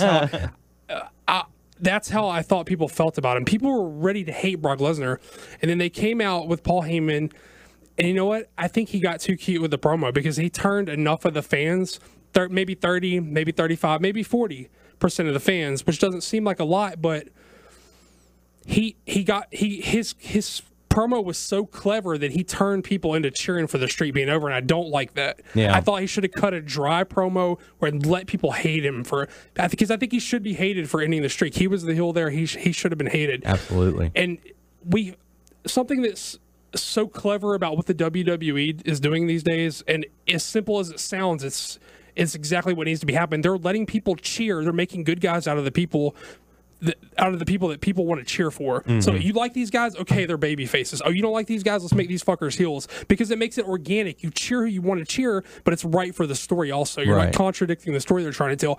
And I thought they had a chance to unify everyone's hatred of Brock Lesnar, which isn't easy to do because people like Brock Lesnar, but they fucking hated that he ended the streak. Yeah. And they were ready to hate that man. And I thought Heyman got too clever with his promo, and he turned just enough of the crowd around to where people couldn't be unified under hating Brock Lesnar. And I don't like that coming out of him ending the streak. When they first came out, I would say it was a strong 90% of the crowd. 90% of the crowd were ready to shove knives up Brock Lesnar's asshole. They hated that man. They hated that man. And Heyman's so slick and like cool with his promo. Shoot from the hip. Yeah, and then so it started at 30, maybe we got 35, maybe even as much as 40%, maybe an overshot. But I guarantee you he turned about 30, 35% of that crowd. And that's enough for it to catch on and for people to not be unified under hate. And I really love the idea of like, everyone loves Daniel Bryan, so he's the top good guy. Everyone cheer him because you fucking love him. And I really want a bad guy that you can say, you all hate him, fucking boo that man then. Yeah. That's what I want. But I feel like they missed the boat on that, and I don't like the idea of him being cheered for ending the streak. Yeah. That's just my 2 cents. What do you guys feel about Well, it? go ahead, Ben. Go, Ben. No, I think the Monday Night Raw after WrestleMania is always a hard one because, the crowd is so mixed in their views, and I mean, I'm not saying that Paul Heyman couldn't get a heel reaction. Oh, he definitely could. But he definitely could. But I think he knew the kind of place he was in, and he wanted that reaction. He wanted to be cheered. He wanted that, the reaction he got. He wanted a mixed, 30, 50 he knows or that he whatever owns split. the crowd anytime he goes out. He wanted that reaction because that is what the Monday Night Raw after WrestleMania is about now. It's about the crowd, their reaction. I mean, they play on it heavily. I mean, on WWE.com today, they've got all the chants up. Tyler was showing me today. So that's what they want. And it's probably my personal baggage because face heel dynamics are real important to me, and I like the fact of like them moving the chess pieces around to reflect like you want to cheer this guy, he's a good guy. Then you want to cheer this guy, he's a bad guy. Then I like the idea of that. And you're probably right. Heyman is definitely talented enough to get booed if he wanted to. So then I think that it's his responsibility to be dry and smug and not so cool about it. You know what I mean? Yeah. Because obviously it was an awesome promo. That's why people wanted to cheer it, right? Yeah. But I feel like so you tone it down and maybe. But there's a lot of validity and a lot of good points to what you're saying. To me, my personal opinion, that's not the direction I want to see them go. No, I understand. I mean, I love Paul Heyman. I mean, he's one of my favorite characters. Sure. I mean, even if he was shooting the worst heel promo he could, I think I'd still be cheering. He's just that kind of guy. I just love, I just love Heyman. He's just really good on the mic. He is. I mean, I think he's one of the best in the company. That's why I'm saying I feel like he knows he could be really dry and almost like not hip and kind of bad, but like hacky on purpose in a way to where you're like allows you to hate him. I think he knows what to do to allow you to hate him. Right. I don't know. It's just my thing. And again, it really blurs the lines now that Cesaro is with him because Cesaro is on the verge of mega babyfacedom, and it's awkward that he's managing such a heel and Lesnar who just ended the streak, and then also Cesaro who's I'm jumping way ahead here, but I think that's awkward too. Right? I'll jump even further ahead and give a little SmackDown spoiler. I read the SmackDown spoilers, and Cesaro works Big Show, and Cesaro plays heel role. Okay, so it's kind of weird. That's weird. He was certainly on the path to mega babyface. Yeah, that's okay. And, weird. And the video packages that came out with Paul Heyman this week were. Did you get to watch it? Where he's talking to Michael Cole. He's talking to Michael Cole, and he's basically saying, if I want someone taken out, Cesaro's going to take him out. If I want Cesaro to be the Intercontinental Champion, he's going to be the Intercontinental Champion. If I want him to be the next WWE World Heavyweight Championship, guess what? He's going to have a match for the WWE World Heavyweight Championship. Don't get me wrong. I love the thought of Cesaro and Heyman together. I thought Cesaro was going to be a big time babyface. Yeah, and that's what I was thinking too. Who did he go against on SmackDown? Big Show. Big Show. Yeah. I just wonder how it played off on TV. Did he get the heel heat or? I don't know. Maybe it's just into him, maybe it's just a weird thing because of all. Well, they said he came out with no music, so the fans wouldn't do the Real American chant. Maybe it's Monday was like a weird thing with all the people from all over. Yeah, I don't know. Yeah. And we'll dive into Raw. I just here jumped shortly. this like 12 moves ahead. I'm sorry, but I felt like that was so connected with what happened at the absolutely. streak. That, So, but diving back into WrestleMania, that takes us into the Divas Invitational. I felt so bad for those God, ladies. I mean, you got to sacrifice someone, and you don't want it to be Daniel Bryan. The Divas Invitational, nobody, and I mean nobody, cared about this matchup. I thought it was perfectly fun, though. I mean, it was fine, but the fans were still reeling from the loss of the streak. I mean, there's nothing that could have done in order to really save this matchup. I mean, it was cursed when they put it in that spot. I mean, unless you added Lita, Trish Stratus, like all the great female wrestlers that are in or were in the WWE, unless you add all of them to it, I mean, I was surprised that they didn't maybe bring out Lita for an appearance. Some kind of special kind of role. Well, yeah, in the fact that she was inducted into the Hall of Fame, or special guest timekeeper, or something sort of like that. she'd be there, Hogan to right, to the Divas. Yeah. I love the backstage promo with Mean Gene Okerlund saying, "Dude, you're doing a great job of hosting WrestleMania. It's like you appeared once, but whatever." But I mean, you don't even know where you are. Silverdome, brother. Yeah. So, but AJ ends up winning the Divas Invitational. Brother Jack, dude. anything really to take away from the matchup? It was kind of a short match. It was totally fine. Yeah. I enjoyed Vicky just saying "excuse me." I mean, you get a sense of how loud and screechy she is when she does God. it. I mean, and hearing her voice took the wind out of the sails of the fans even further, because they're like, we just watched the streak get broken, and now we have to hear Vicky. Like, oh my God, what the hell's going on? there was a cool spot in the match. I can't remember who did it. Was it the wardrobe malfunction? On the ropes? What's that move? Tajiri used to do it. Oh, the tarantula? Emma does it. Yeah, that was cool. I mean, that got a big pop. I think didn't the Bells do like stereo dives too? Or Yeah, they did the dive and all that. It was pretty cool. But you can definitely see when you're there, it is the toilet break match. I mean, everyone kind of like stood up, and sort of went to the toilet or got food. Daryl was waiting for, because we thought Kid Rock was going to perform. I'm glad he didn't. Yeah, I'm glad he didn't. Yeah. I was surprised actually. I mean, this is the second year I believe they haven't done the national anthem. Yeah, I mean, it was always a big thing. America at the WrestleMania. Beautiful. They They used to, didn't Ray do it. Charles, Aretha Franklin. They had all the big names.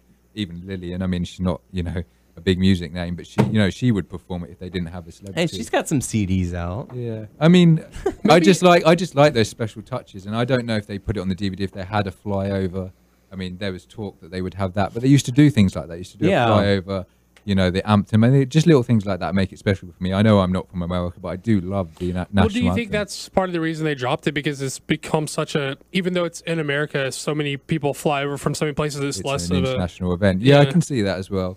And also I noticed that this is just me being really picky, but Stop being so picky. the set, I mean, it was amazing, but there was no WWE logo at all featured. I did notice that. I don't know if that was by default because they're sort of going to change their logo to the new logo Right, soon. right. I don't know whether they didn't want that to be shown, because I know NXT's got the new logo, the developmental center's got the new logo. So maybe it was their way of, maybe they're going to package the DVD up with the new logo, and the fact that the new logo isn't on the Tron and isn't, they can put that on the edits, maybe that's what they're But it was do. really weird because, they had that big purple part right above the That's where you'd WrestleMania logo. expect the That would have logo been to the be. perfect place Yeah. to put it. But boom, look at us. I suspect that's where they're gonna put the new logo in on the edit, in the corner. I don't know. You If don't they'll think edit so on that. the new? No, but in in the the corner, corner? yeah. So they don't have it on the Tron, so they've got it in the corner and then on the box of the DVD. Maybe. Because I think, the transition of the logo was reported to happen anytime after Mania. So Oh, okay. Well, see, that's the question. Is the WWE logo just for the WWE Raw and SmackDown, and then they'll use the network logo for what's being shown on the network? I believe that, from my understanding, the whole It's just the company whole is thing going gonna be to changed. transition to it. Yeah. Weird. So, weird. anyways, Tyler, what did you think about the Divas Invitational? One of the Divas had a wardrobe malfunction, apparently. I did not notice that. Yeah. I Me kind neither. of felt sorry for the spot they were in. Yeah, but someone's got to go out there and be the pinata, so to speak. So, but yeah, AJ ends up retaining that one, which takes us into the main event. Randy Orton being played to the ring by Rev That was Theory. just so weird. Two Hills get a live performance. I don't But know. they both lost. So maybe that's a bad sign if you're played to the ring. I know Triple H had a history of being played to the ring as well and losing. But yeah, Randy Orton, Batista, and Daniel Bryan, triple threat match for the WWE World Heavyweight Championship. Again, solid matchup, but nothing to really stand out with the exception of the Batista bomb into the RKO onto the announce table.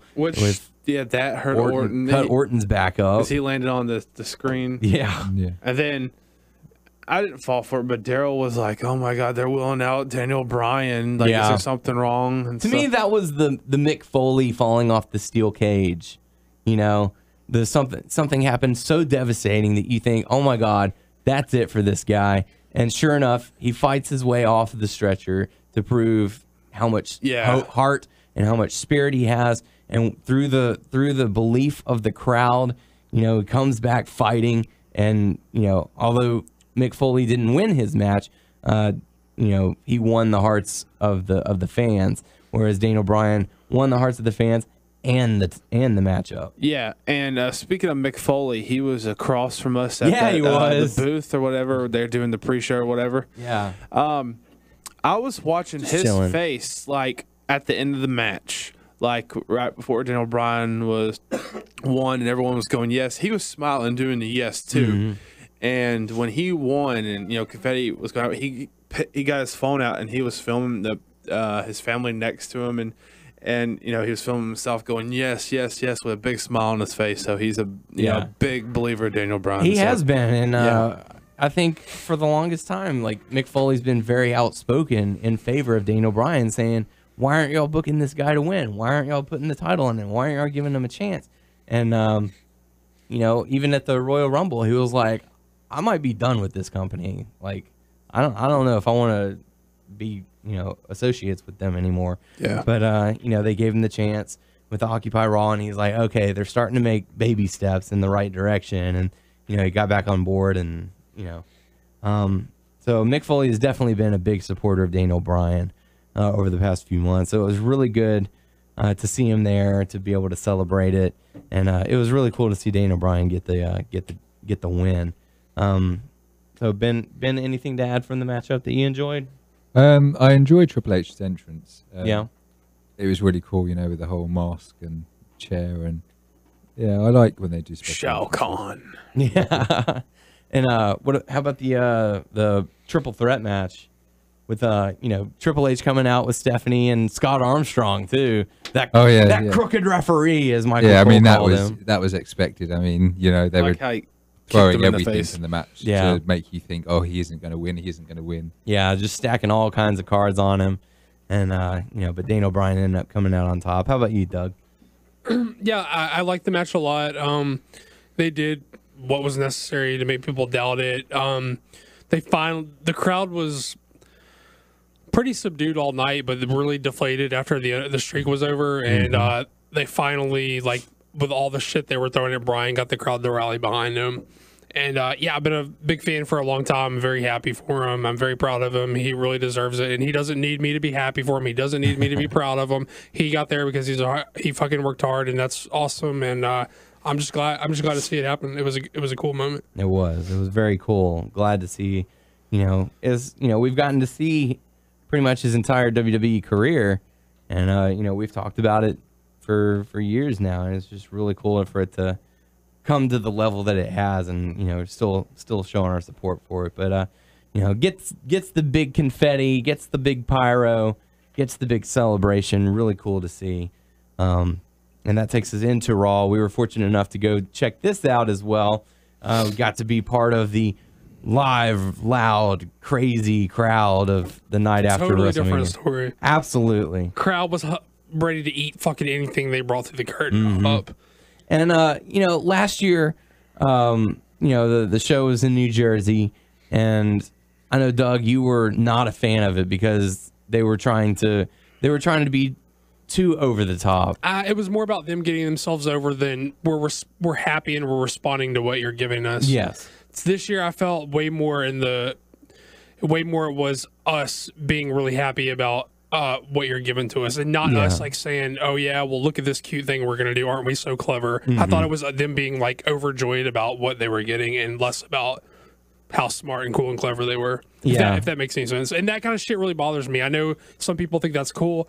I really dislike it, and it really takes me out of the show when crowds do that. Yeah, and this was one of those shows where, for the majority of the time, the crowd was being... Well, they were still clever with the stuff that they did, but it was pertaining to what was going on for the majority of the time. They weren't downright like shitting on the show. They weren't downright like trying to take over the show. They were reflecting all. It was bouncing off of them what they were getting, and they were giving it back. Right. And I think, Ben, you made the comment on the way back from New Orleans that you felt like this year the WWE was more prepared for that night, whereas the previous night or the previous year, the WWE was just going, okay, well, it's the night after WrestleMania. Let's just put on our normal show, and then the crowd was. Yeah, I think taking that over. They're definitely going to catch on to this. I mean, every year is going to be the same. They're going to, play into the crowd's hands.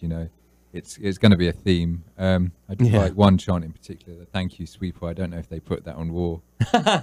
No, I don't know. I don't think that. No, it did not. That was happening during commercial because I was watching whenever they had the sweeper sweeping up, because I watched some of the clips on YouTube because the DVR didn't work for me, and so I wanted to hear some of the commentary that went along with it, and so they came out and said, back from commercial, and it was during the match. The match had already started, and they were saying, if you downloaded our app, then you would have seen General Manager Brad Maddox come out and declare this be a matchup, and they cleared the ring and blah blah blah blah. So that part did not make it on the show. But, just for the people listening, what happened was after Cesaro's trophy was smashed up, a crew member got in with a sweep up all the bits that were left over, and the crowd went crazy saying, "Thank you, sweeper." sweep. Thank you, sweeper. Yeah, I mean, I feel like they were prepared to handle this crowd by giving them a hot show, but also I think a lot of it is just booking, like them booking guys that the crowd wants to cheer as baby faces, so that not only does it work for the crowd to cheer who they want, but it works for their story to have the good guy cheered because it's the guy the crowd wants to cheer. So not only are they prepared to handle the crowd, a lot of it is giving the crowd what they want and making that work in their stories that they want to tell. I think unlike last year, nobody this year got a reaction that the WWE didn't expect. Like last year, Fandango got that, reaction to his music. They didn't quite expect the fans to do that. So in a sense, the fans were controlling the WWE, to try and push him, which they did for a period. But I think this year, the fans chanted in all the right places that the company knew or wanted them to. Had some new chants going on as well. Yeah. So, but yeah. Even though I'm a bigger than most people Cena supporter, and even though I kind of hate when the crowd shits on Cena, I at least like that they mixed it up and went with something else this year. And even, John Cena sucks. Yeah. What I did kind of love is the people who were instead of just chanting Cena sucks, the crowd started to cheer for Wyatt. They were cheering for the Wyatts, and then the other people flipped it on the Wyatt guys by saying Wyatt sucks instead of let's go Wyatt. Wyatt sucks. I thought it was cool that the Cena fans flipped it on the all the other people. So. It was really, I feel like we had a much smarter crowd than the one in New Jersey. I mean, flat out. No offense to those who are in New Jersey. Flat out, like Ben said, they're better prepared to deal with it. And flat out, what I said, let's give the people what they want to see. They're booking the guys that people want to cheer. So I mean, in the right spot. So exactly. So we kick things off with Daniel Bryan coming out and crowd going absolutely ballistic with the yes chants. We had a different view. Like, it was cool to see, and I know it was way bigger in the Silver Dome, but. Yeah, Silver Dome. Yeah, but our view at Raw, because we were at the you may call it the nosebleeds or whatever, but it wasn't that. We're in the bad. Upper deck. Yeah, we had good view though. Good view and Excellent stuff, and view. it was cool to see from the floor the yeses, but I liked how we saw from the bottom down everyone. It looked different to me. Yeah, and that's going back to what I was saying earlier during WrestleMania, where actually. I stopped for a second to just kind of glance and look at all the hands going up. It was just so insane to see. But yeah, so Daniel Bryan comes out and gets the fans in a yes chant, saying, it's kind of hard to do this when you're holding two titles, but just really playing to the crowd, and the crowd was into it. Nuts, all night. The favorite chant that I heard that night was that you deserved it. Because that's not just a couple guys in a booth saying, dude, this guy deserves to be the champion. This isn't, some friends in a college dorm watching and going, why isn't this guy the champ? It was 20,000 people. Yeah, it was 15 to 20,000 people all together saying, you earned this. You deserve this. You are our guy. And for the three of us who have been a fan of him for so long, that really hit me hard. That was one of those really touching moments.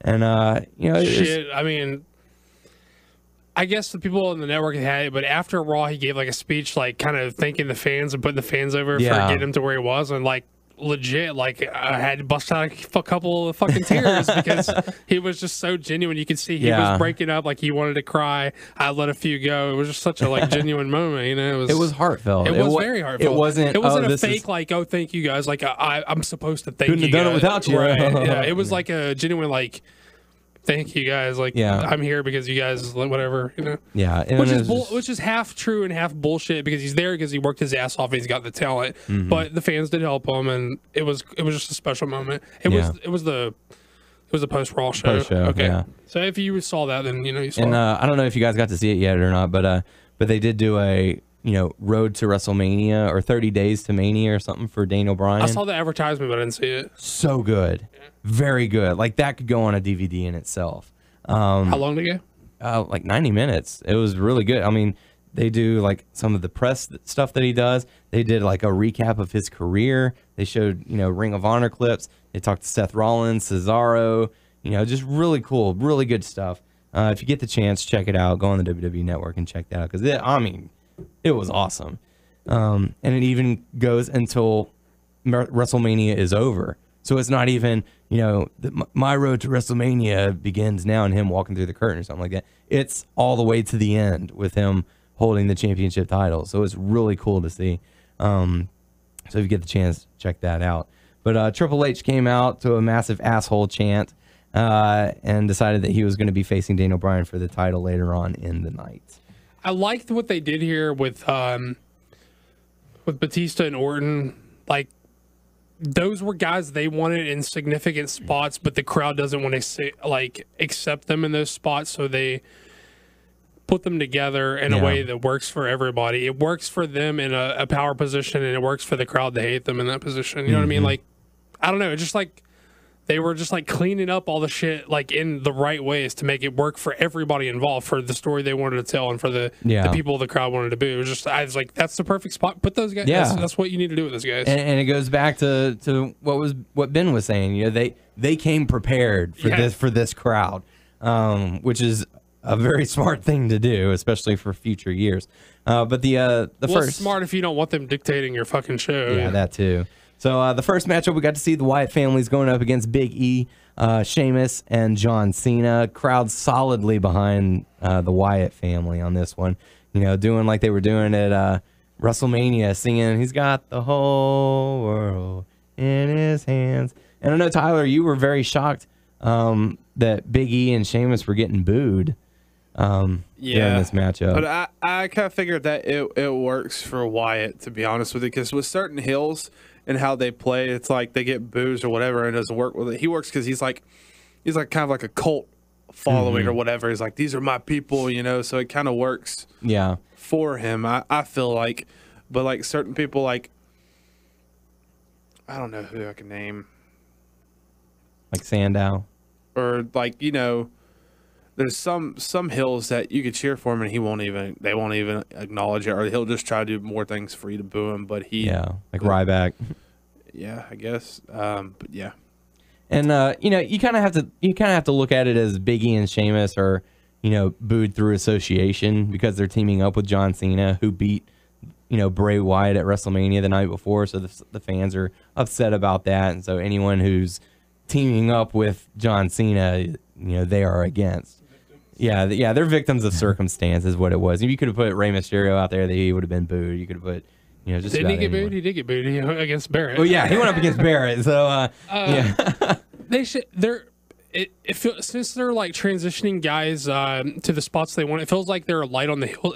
They were light on the babyface side. Now it feels like they're light on the heel side. Just make Sheamus a heel. The people want to boo him anyway. Just make him a heel. He works better as a heel because he's a shitty baby. Sheamus is a terrific worker in ring. He's a great wrestler, but his character sucks. Just make him a heel so he doesn't have to fucking talk and just beat people's asses. That would be perfect. They need another heel anyway. One of the nice touches that I got. And this is what makes me think that Bray Wyatt's going to be a big star here in the next few years. See, I not to cut you off, but I disagree. I don't think that gimmick works with a babyface reaction, just in my opinion. Why? No, it doesn't. But he played into it. Right. When the fans were singing the song, he's got the whole world in my hands, he put his hand over his heart and was like, "Oh, you're making me so happy." Like, I don't know. It was just, he played into it a little bit. And even during his match at WrestleMania, he was teasing the crowd, waving his fingers up in the air, conducting them. He's not gonna come out and cut jokes or anything like that. But if the fans are gonna cheer him, he's gonna say, "You see, we're not as alone as you think, John Cena. We've got." These people, these are my followers, or something. I don't know. He can play into it. Is what I'm trying to get across. Is that he can still play that heel role. Just act like he brainwashed them into his. Yes, like I guess you're right, then. I guess that works. I don't know. It's just my weird shit. I don't like. Wyatt should not be a face by any means of the it doesn't work. Yeah, but the fans are going to cheer him because they think he's great on the mic and a good worker. But like I said, he found a way to turn it and embrace it in a sense. Sure, that makes sense. Yeah.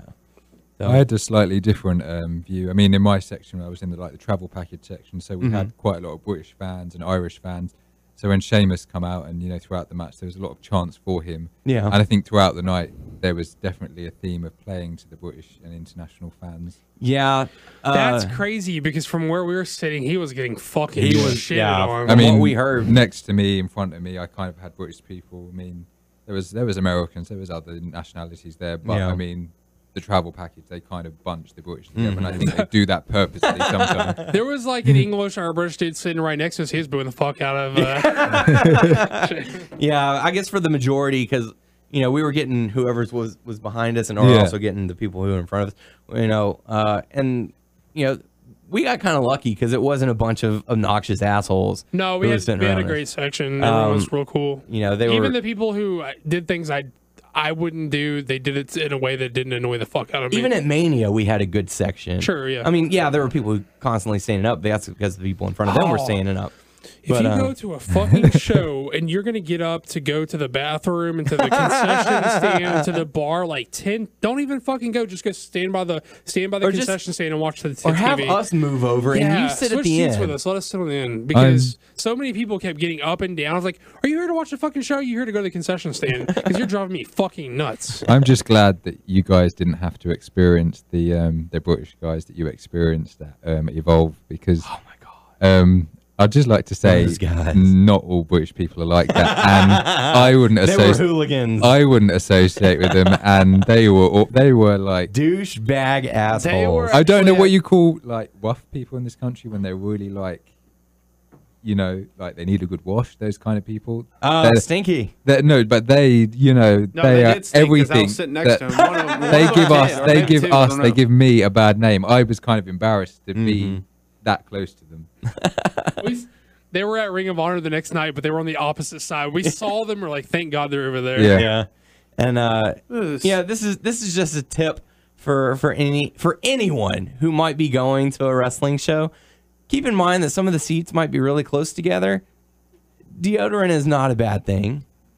No shit. Tyler forgot to put deodorant on. You know what we did? We went to the fucking convenience store and got him some deodorant before we went some ladies' deodorant at that. He put ladies' deodorant on. He had some secret on. So he didn't stink up the fuckers next to him. Although I must admit, it worked. And he smelled pretty. Getting into the Superdome, I mean, oh my god! I mean, we were packed in like packed in like cattle. I mean, I'm surprised people, are stinking because we were that close. It took me a good 30 minutes just to get in. I mean, I was sweating by the time I got in. I mean, it was, so just, whether you're a big guy or a little guy, make sure you got something under the arms to, keep the smell away. Just a helpful tip, a little public service announcement from the WNS podcast. This is going to sound gross. The people sitting next to you would thank you so much. This is sound gross. One of the shows that I went to, it smelled like, I forgot what show it was. It smelled like a combination between BO, pizza, and pickles. That's terrible. God. So the Wyatts end up defeating Big E, Sheamus, and Cena, much to the delight of the crowd. And that gives us an odd video package of, if you never try, then you're 100% fail, and you have to live your life, and you have to go out there and try to achieve, and you have to believe, which means we're getting Bo Dallas coming to the main roster soon. We got quite a number of debuts, re-debuts, and video package for new guys. So much so that we talked about semi recently, at least within the past few weeks or so, about how crowded and how little they have for those guys that are just trapped in the mid card to do. Yeah. I don't understand how they're going to bring all these other guys in and have anything. WrestleMania cuts are probably on the way. Yeah, but I don't see like them cutting Big E and Sheamus and Dolph, and so, but those guys don't have shit to do. You think they would find something for them to do before they bring in like so many other people? Yeah, because there's just a traffic jam. If you're not like curtain jerking, or if you're not in the main event, everything else is just fucking jammed up. Like no direction for any of those guys. Yeah. So I don't see how you can bring so many guys in. And that's why you kind of have to keep the Shield together right now and all of that crazy. Like I feel. And I could be wrong, but I feel sorry for like what may happen to Bo Dallas again or Adam Rose. Yeah, and this is kind of one of the reasons why I was kind of against merging the SmackDown and Raw rosters again. I'm like, yeah, you didn't have as many breakout stars as you probably would have liked, but at least you had two different sections going forward as opposed to just one that's going on both shows. Well, they didn't book it in a way where guys could break out. They booked the same guys in the same spots on both shows. They didn't book it to where these guys have a place to wrestle and these guys have a place to wrestle. Yeah, I don't know. It's becoming crowded. I don't fear for Bo Dallas or any of the guys they're bringing in now because it feels like at least they have that much effort behind them. What I fear for is your Dolphs, your Big E's, your Sheamuses, those guys who already don't have anything to do. Right. Those are the guys I fear for. Yeah, and the like everybody the that primetime players and everybody that was in the 30-man battle royal who's not named Cesaro is who you should be worried about. And Big Show, because Big Show, he's always going to be the Big Show. Yeah, you can just toss him into a storyline. I feel sorry for the Great Khali, man. Push him back. They can probably cut him. I do feel sorry for Big Khali. They'll probably cut him. No. They'll probably cut him. Don't fucking cut They're gonna Great cut him. Khali. They've already cut him. I just got a text. I didn't even look at the phone, but I knew. Fuck that. So Bo Dallas is going to be coming to Raw sometime in the near future. That takes us into the next matchup. Santino Marella and Emma going up against Fandango and Summer Rae. Santino and Emma getting the victory on that one. Emma making Summer Rae tap out. So yeah, really cool stuff. And then we got the Paul Heyman promo that we kind of already talked about, so nothing really to add to it. Just, could have been done a different way. And then we get another NXT star promo who's going to be appearing on Raw sometime in the near future, Adam Rose. Who's got, if only they could have been able to keep that song. Which was Daniel's alarm clock theme that we woke up to every Yeah, morning. it was. We all kind of like, every morning we'd hear it going, and we'd all kind of, or at least me and Daniel would kind of like groggily sit up because we slept in the same bed. How you doing? Hey, man, me and Daniel slept together. We slept together every night. And every morning we'd like groggily sit up until it got to the woo part, and we would both do the woo at the same time. Meanwhile, Tyler's snoring. Yeah, but yeah. So Adam Rose is going to be coming up to the main roster soon. Next matchup, we got to see the Usos going up against Orton and Batista. This ended in a double count out. It didn't take long before. It was a short matchup. Yeah. It was just basically Orton and Batista going, we don't care, and we're just gonna do whatever we want, and who cares? So double count out. After that, we got to see Damian Sandow in the ring, and at first we're kind of sitting there going, hey, I wonder who's gonna face. And then I mentioned to Tyler, like, hey, I noticed the ring crew brought the two strings down to the entrance ramp. That's normally like RVD's pyro, because they have that little strand of explosion or whatever that goes off. And sure enough, a few seconds later, ladies and gentlemen, please welcome back Rob Van Dam. The pyro goes off and he comes out and everyone's excited to see him. What young guy would you put Rob Van Dam with right now? Because he needs to work with a young guy. Obviously, he's gonna be doing the Jericho thing. Like they're gonna come in and out and work with a young guy. Who do you put RVD with right now? I don't know. I mean, it's got to be a heel, right? Because he's obviously going to be a babyface. Fandango.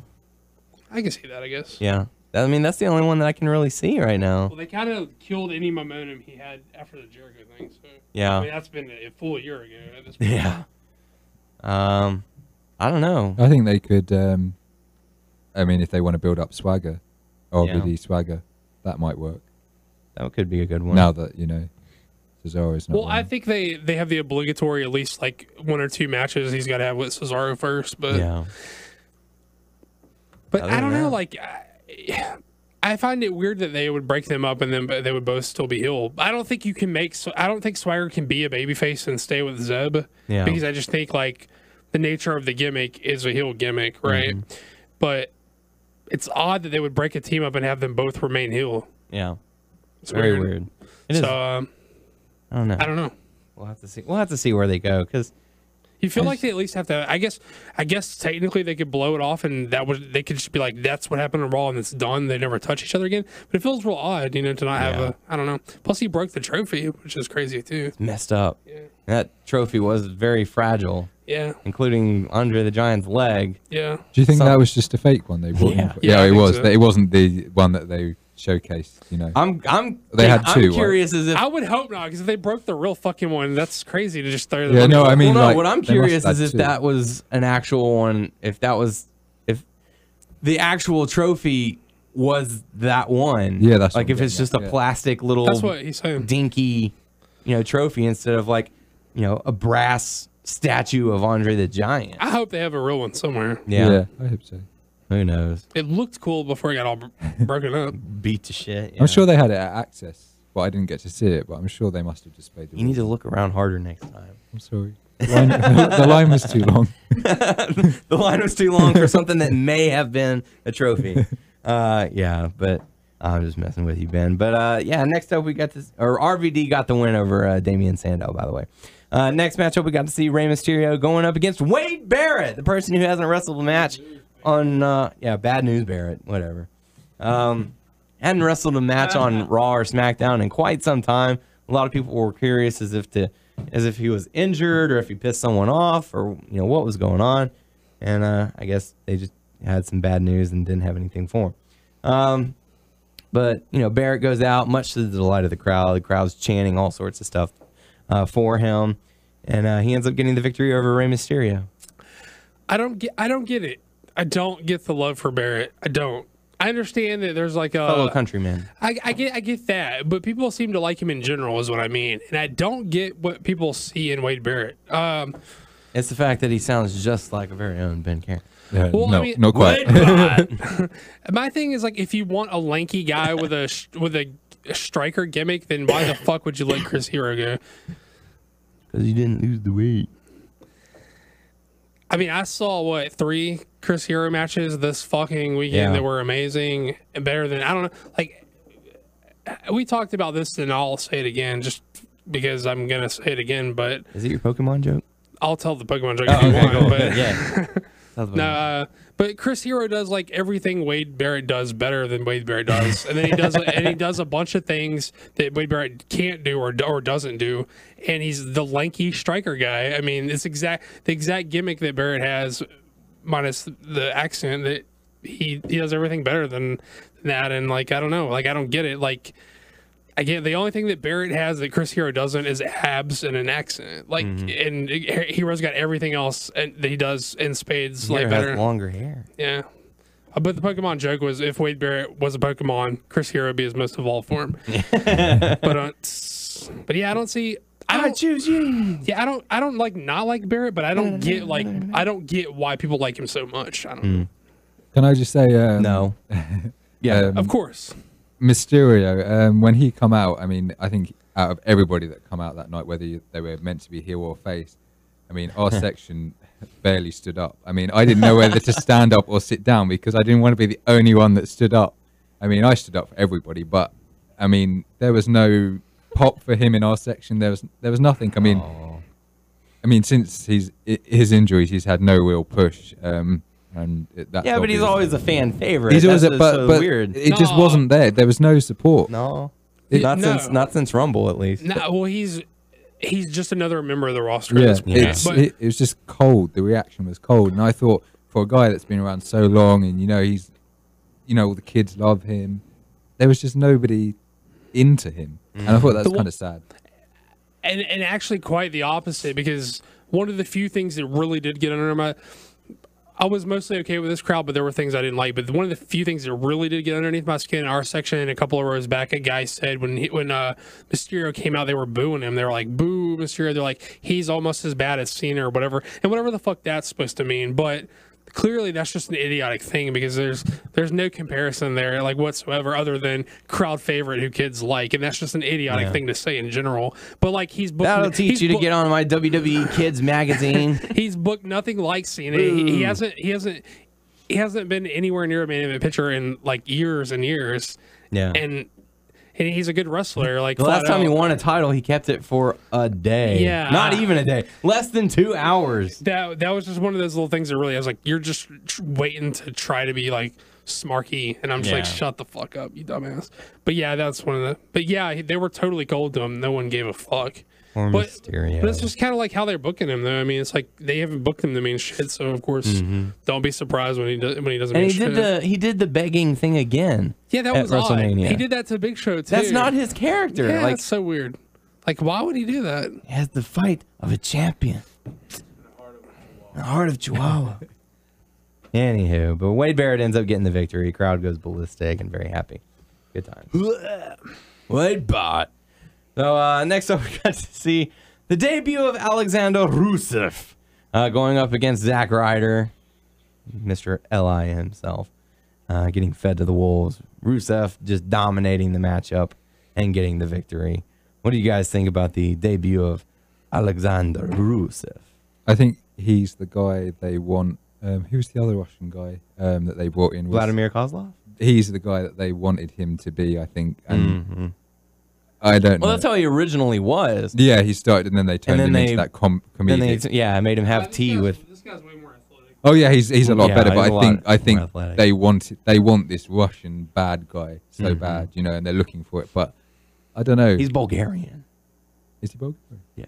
Okay. He's the Bulgarian blue. Oh yeah, of course. Yeah. But I don't know. They just WWE, when it comes to gimmicks like this, you know, they tend to fall on them. You know, they tend to. I don't know. Okay, you debuted now. Hop in the back. Yeah. We'll see you in a few weeks. They want this, you know, bad guy from, you know, the with an accent, you know, that doesn't talk much. That's got this, you know. Well, in this case, it's quite a good-looking manager, but usually they, you know, have the bad manager that speaks to them, but they don't pick up and win, you know, win with it. I mean, I'm not saying he's a bad athlete. I'm sure he's amazing, but I just see them dropping the ball with it. Yeah, I don't know where they could even. I can't even really see like a clear path to go with them. Yeah. So only time will tell to see what they have to do with this guy. And plus, like you figure like.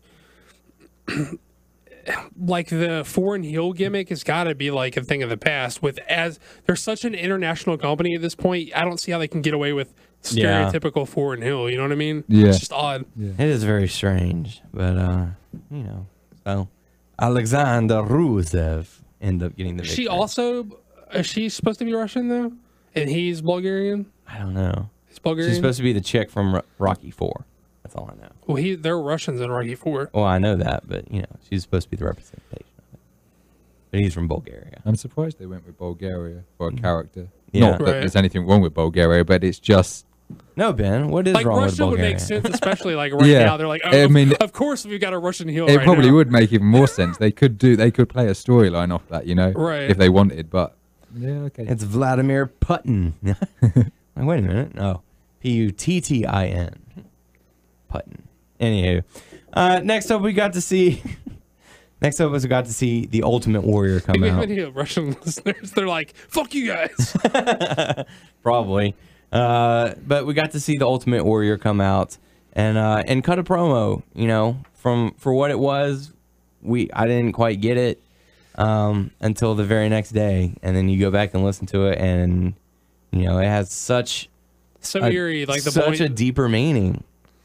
And, you know, he was talking about the fans were the ones who decide who's going to be a superstar and, you know, just a lot of stuff. And it was so sad to find out that he passed away the very next day. We were there for his very last appearance.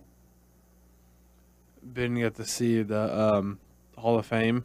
Yeah, I mean, I mentioned on the way back to to Texas, about his speech at the Hall of Fame, I had mentioned that it was quite emotional and it had deeper meanings, and he was really pissed off about the fact that they put out that self-destruction DVD about him, and it wasn't nice. It wasn't a nice DVD, and he was really cut up about that. But he seemed to have almost moved on and kind of, you know, the past was the past, you know, and almost forgave the people involved with that. And yeah, it's and that looking back on his Monday Night Raw speech at what he said, you almost get a sense he knew he was going to die. And I know that sounds bad, but I mean, he literally said things about taking your last breath and your heart taking its last beat. I think maybe I don't think he knew he was going to die the next day, but I think maybe he had a sense that his health wasn't all there. It may have been failing. He may have got a sense that in the next year or so, I may not be here. He may have had that sense, and it may just be a strange coincidence that it happened the next night. I mean, like I said on Facebook, it was Hall of Fame Saturday, WrestleMania Sunday, Raw on Monday, and then died on Tuesday. I mean, you couldn't make it up. He had the great send-off, if ever there was a send-off to give someone in that situation. And the crowd loved him. I mean, they were totally into him. He put the mask on, and there was a lot of people pointing out when he was shaking the ropes and when he was in the ropes, he was, whether it was nerves or not, he seemed quite weak. And there's a lot of stories coming out about those around him backstage. He was sweating a lot, you know, out of breath backstage. But I guess a lot of people passed that off because of his character was so intense. Right. They might have thought, you know, that is who he is, and not thought much more of it. But there was a Lita posted on Facebook, again, it's an eerie coincidence, but Vince McMahon apparently sat them all down, the Hall of Famers, on that night, and said to them, you know, go out there, this could be your last chance, you know, kind of almost foreseeing, you know, what was going to happen. I mean, there's lots of different things coming out. I suppose you could look into everything, but I do get a sense that not only supposedly can we look into anything when something like this happens, you like everyone does look into everything. It's the natural thing, right. Yeah. But I mean, unless it was a strange coincidence, I think he knew something was up with him. At New Orleans voodoo. Yeah. Yeah, I agree that he did look a little weaker. He looked his promo on Monday Night Raw. See, I just played it off as he's like a 50-something-year-old man. Yeah. Yeah, I mean, I wouldn't have thought anything of it had he not died, but no, I don't think anyone did. The fact that the stories coming out backstage from actual talent that had been around him and crew and people said that something now looking back was slightly off. Maybe there was something up, and because of his character, it didn't alert them, you know. I mean, he was like fully clothed. I mean, of course he was fully clothed, but I mean, he had like long sleeves and everything on when I saw him. So at least like in the face, he did not look to be like, you know how sometimes you could tell if people are ill or people are like not in good health. He looked like a healthy man. Like he didn't look like he was in poor health. No. Yeah. It was weird. I think also, I mean, coming off a great weekend, I mean, WWE media-wise, and the fact that this has been hyped as the best WrestleMania in years, the fact that he's died, I mean, they're getting a lot of negative press now. I mean, Nancy Grace did her special, and she kind of read off a list of superstars that have died, or wrestlers incorrectly, that have died. By the way, died from drug overdoses and steroids, and she put Owen Hart in that list among others that shouldn't have been in that list. Right. I mean, she's getting major hate right now. I mean, that's the bad side of all this. I mean, the fact that he's died is bad enough, but the fact that, all the past is being brought up, I have no doubts Chris Benoit is going to be brought up, which WWE have done quite well to, put in their past. I think that's just, it's going to snowball into this big media thing now. Yeah. It's just really sad for it to happen. Still, 54 is still a young age by comparison. I actually thought he was older. Yeah, I mean, it's just crazy. 54 in this day and age is young. I mean, people live a lot longer these days. I mean, yeah, and it's just eerie that we were there for the end. And the words that he said are they're going to be used for years to come. Inspirational speeches and halftime performances, or during halftime, the coach is going to say something like that to get his players pumped up about something. Like, the words he said were very profound. And I mean, it goes without saying that obviously, we send our condolences to his friends and his family and his fans. Obviously, they could use the good thoughts and the positive vibes that you can send over to them. So yeah, and I heard or I saw one comment that take it what you will. That they said that Warrior had said for many years that he would never accept a WWE Hall of Fame induction. Or something to that degree. He would never go in. And then, they speculate that maybe he had a heart condition and, decided to go into the Hall of Fame because they give him, a nice, pay or something for it. And he wanted to take care of his daughters. Sure. So could that have been a reason why he went to the Hall of Fame this year? Absolutely, but we'll never know. I mean, there's no shame in taking care of your family, right? And I mean, same thing. Bruno said he would never go in. Bruno went in. They're going to get the guys they want eventually, whether it be they can eventually make amends with the guys, or sadly, some guys will need financial security and accept it anyway. But they're going to get who they want to get. But it's just sad to see him pass so soon after finally getting back in. It was kind of one of those you made peace. And now you can, It's a lot of, you hear about that so often about people holding grudges, with family or friends, and people hanging on long enough to make amends and stuff like that. It's real weird and irritating. It is. I think one of the nice things that I heard was Vince McMahon making peace with him. He said something along the lines of, "We may never have got on over the years, but I always loved you." And I think, I mean, he didn't get to say that with Macho Man Randy Savage. I know he did the article afterwards. I think it was in Time magazine or something like that. But I always thought when Macho Man Randy Savage died, the music, the Coldplay music they played, if you listen to the lyrics, apparently Vince chose that music. And it was almost his way of saying sorry. And the fact that he got to say sorry to the Warrior, I think it's kind of nice. It's the opportunity he never got with Macho Man Randy Savage. Those guys, I'm sure he did love them, and he had his differences, but he loved them deep down. I mean, they were huge for him. Yeah, and it's just, it's really sad, but I mean, it's really easy to, it's really easy for people to hate Vince or to think really terrible things about Vince because of the image that's out there of him. But he's I mean, you kind of almost love Vince. You gotta love Vince as much as you can possibly hate Vince. It's he's one of those guys. I mean, he's always got it in his heart, right, to forgive. Do you know what I mean? He's never not, well, in my opinion, never not forgiven someone. It may take years to happen, sure, but he's always forgiven in the end. You know? Right.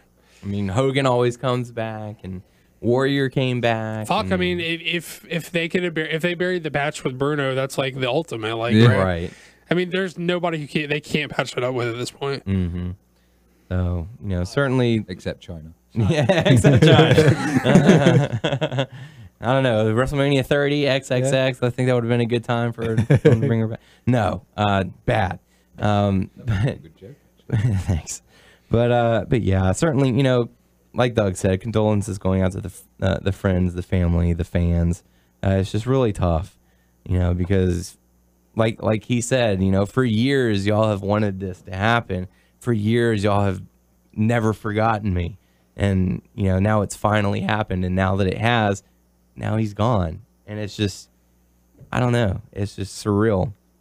But there will never be another one like the Ultimate Warrior. So, and like we did last week.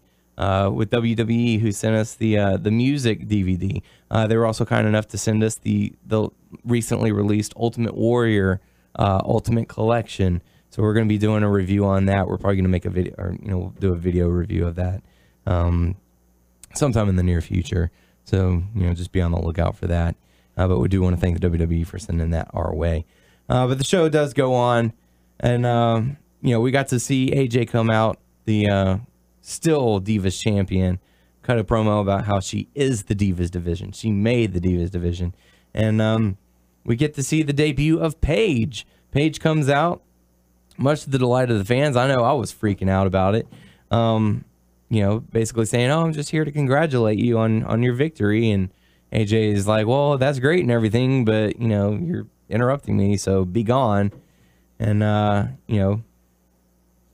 ends up challenging Paige to a match and says, "I'll even put my title on the line. I'm feeling generous," and ends up losing to Paige. So Paige defeats AJ, becoming the new Divas champion.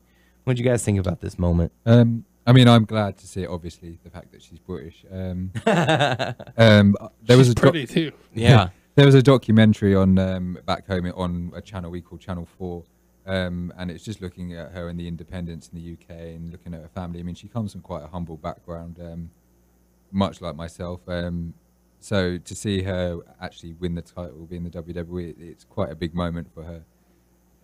My only concern is, and I know Doug says she's pretty, but I was saying this to Tyler earlier, she doesn't fit that stereotypical WWE role, and that's my concern. Why it works. I think that's what's appealing about her. Exactly, that is what's appealing. I mean, but look at Lita and her sleeve of tattoos. That wasn't the norm back then. Hopefully they're going to bring that back in. Right. That whole Definitely. outcast kind of diva.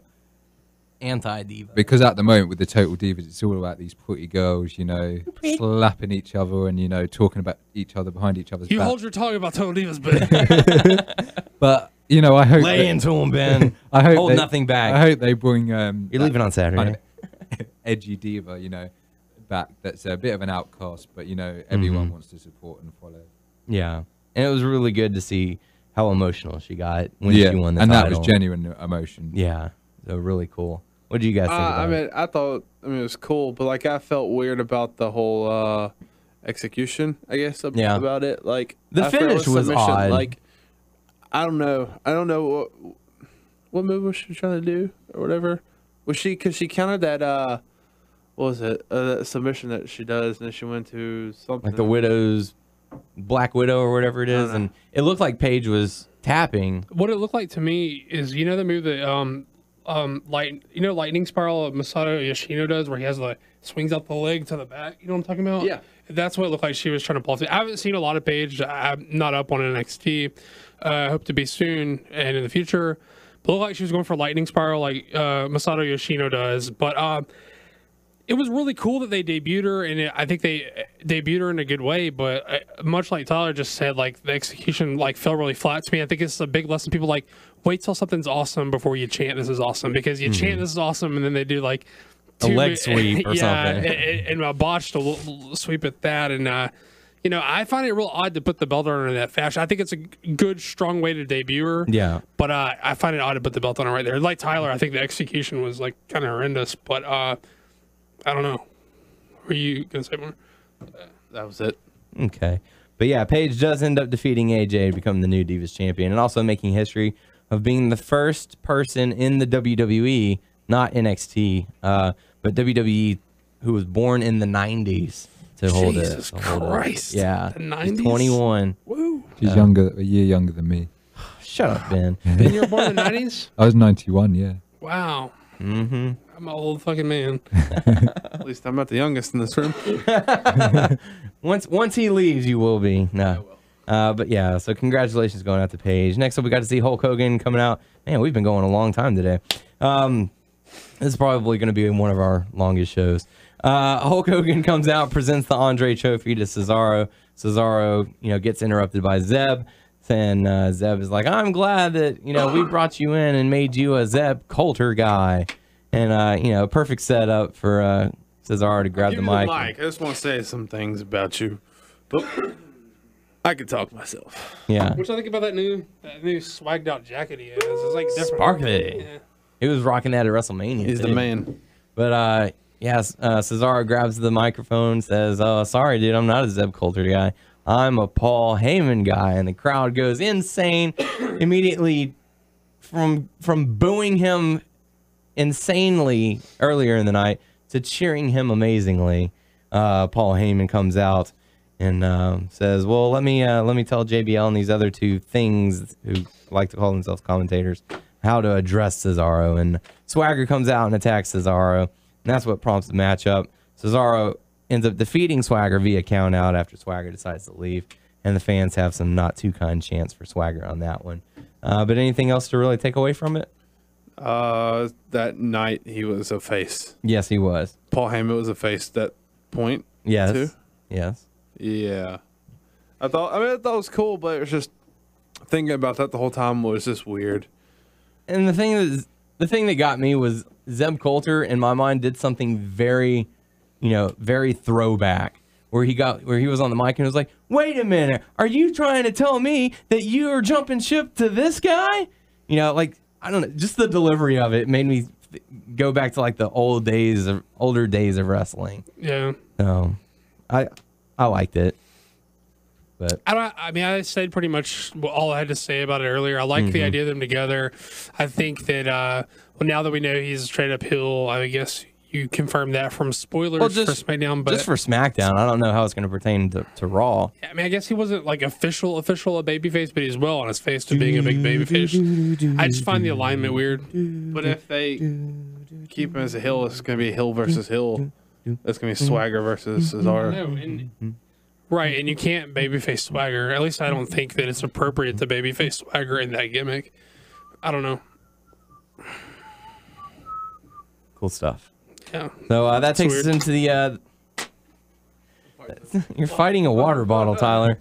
So that takes us into the main event. Daniel Bryan going up against Triple H. Ends up being a no contest after Randy Orton, Batista, and Kane all attack Daniel Bryan. The Shield come down to make the save, and they turn on Triple H and attack. So looks like Shield full blown face now. The Shield came down right next to right Ben. next to Ben. Yeah, and some guy got ejected because basically they sort of like not taped it off, but they kind of got the attendants there to stand by the steps, to stop the fans leaning over. And they had a WWE official there, and one of the fans was getting a bit out of hand. He couldn't get back to his seats. There were so many people there, and he was shouting. And in the process, he did the "suck it" chant to one of the attendants, and she didn't take it too well. I don't know if she watched wrestling. I don't think she did. So she saw it quite literally for what it was. And get him out of here! He literally told me to suck his dick. And the WWE official literally said that. He said, "Get him out of here." And a police officer kind of dragged the guy out. He had to be dragged out. But yeah, kicking and screaming. Yeah, I mean, he was like, he said, "I can't get back to my seat. I'm staying here." And then the police officer said, "No, you're coming with me," and grabbed him under the arm and pulled him out. But when the Shield come out, that bit where they come out from the curtain, they kind of run through because they don't want the people leaning over touching their head or anything. So it's when they come down the steps, they kind of slowly walk, but they kind of run through that bit. Or they did it. They set that up a good 15 minutes before they came out too. Yeah. They, you could tell. We saw all the people turning around. We're like, okay, that's where the Shield's coming from. But then they did a commercial break, a video package, and all before they came out. So I wonder how long they had them right there, or if they had them stashed in a room. I think they had them. I think they had them behind the curtain because the curtain, sort of flaps open, and you can see security guys sort of standing around in a square. Right. Sort of, I guess they were going to stand in the middle, so people at the concession stands wouldn't, come up to them. Right. The good stuff. So Shield making the save. Turning full-blown face. That's the end of Raw. So really good stuff. So with that being said, we can finally move. YouTube's going to have fun. This is the longest episode we've probably ever done. We're 2.5 hours now. It doesn't feel like we've been in there that long. No, not at all. It feels like it's flown by. Yeah. Hopefully it feels like it's flown by to the listeners. As they're sitting there going, oh my God, they're still talking. Hey, don't worry, guys. If you need to pause, take a break, and go to the bathroom, you can come back. Yeah, just pause We'll still be here. Yeah, what's up, babe? How you doing? Yeah, make sure to wipe. How was your trip to the bathroom? Everything come out okay? Did you remember to wash your hands before you hit play? Because, you hit play and then put your phone to your ear, and then you got poo in your ear. Then you're just listening to shit all day. Anyway, it's time to go to the hot topics. We only had one entry for last week's Top Rope Tuesday Clutch City Productions podcast prize pack. So he wins by default. Winner by default. Hugh, congratulations on that one. Woo! He pulled out a squeaker on that one. So the mission was to describe Ben's voice using one word, and it was the most unusual word ever. It was none of it. We had to look it up, and we can't pronounce it. It was coquettish. So coquettish is an overly flirtatious person who can't control themselves. They usually inspire boosted self-esteem, sexiness, and on occasion, arousal. So congratulations to you. We're going to try and get in contact with you sometime soon so we can get your information.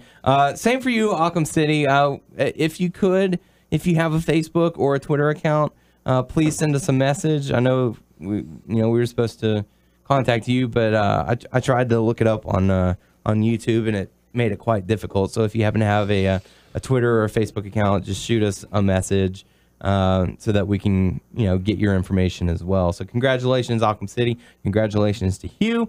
You guys are going to be winning Top Rope Tuesday Clutch City Productions podcast prize pack. So really cool stuff. Yeah. Not sure if you guys noticed or not, but we did not have a challenge for Raw since we were in attendance. We're not going to be doing one for the podcast this week since it's already Thursday. The show's going to be coming out on Friday, and we'll record the next episode on Tuesday. So that's not a whole lot of time. I like how under Hot Topics you have people hate Nancy Grace as the news bit. Yeah, they do. Sorry, go ahead.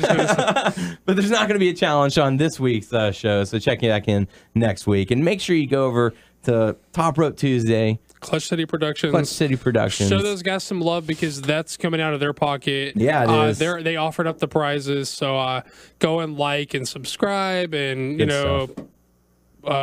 follow those type of things. Yeah. Go do that and tell them we sent you so they know that Absolutely. you came from us. And if you get one of the prizes, make sure you send them a thank you note or something like that. Really cool stuff. So, into more Hot Topic news. Really big news that possibly broke today. Wrestling Observer reporting that Sting has officially signed with the WWE. No word on when he'll appear, who's going to feud with, but it could be that finally Sting has signed with the WWE. What are your guys' thoughts on that? I mean, it was all but done. We had assumed it for a while now, right? Yeah, but now that it might actually be here. Well, we already kind of assumed it was a done deal for the most part. Or at least I did. I thought it was all but done. You know what I mean? Yeah. Okay. Yeah, I think it's been done for months. It's just now officially sort of. People were saying, is he going to be there at the Raw after Mania? You were one of those people. No, I was like, what if? And you were like, he's going to be here. I was like, nope. I did not say that. You did. When?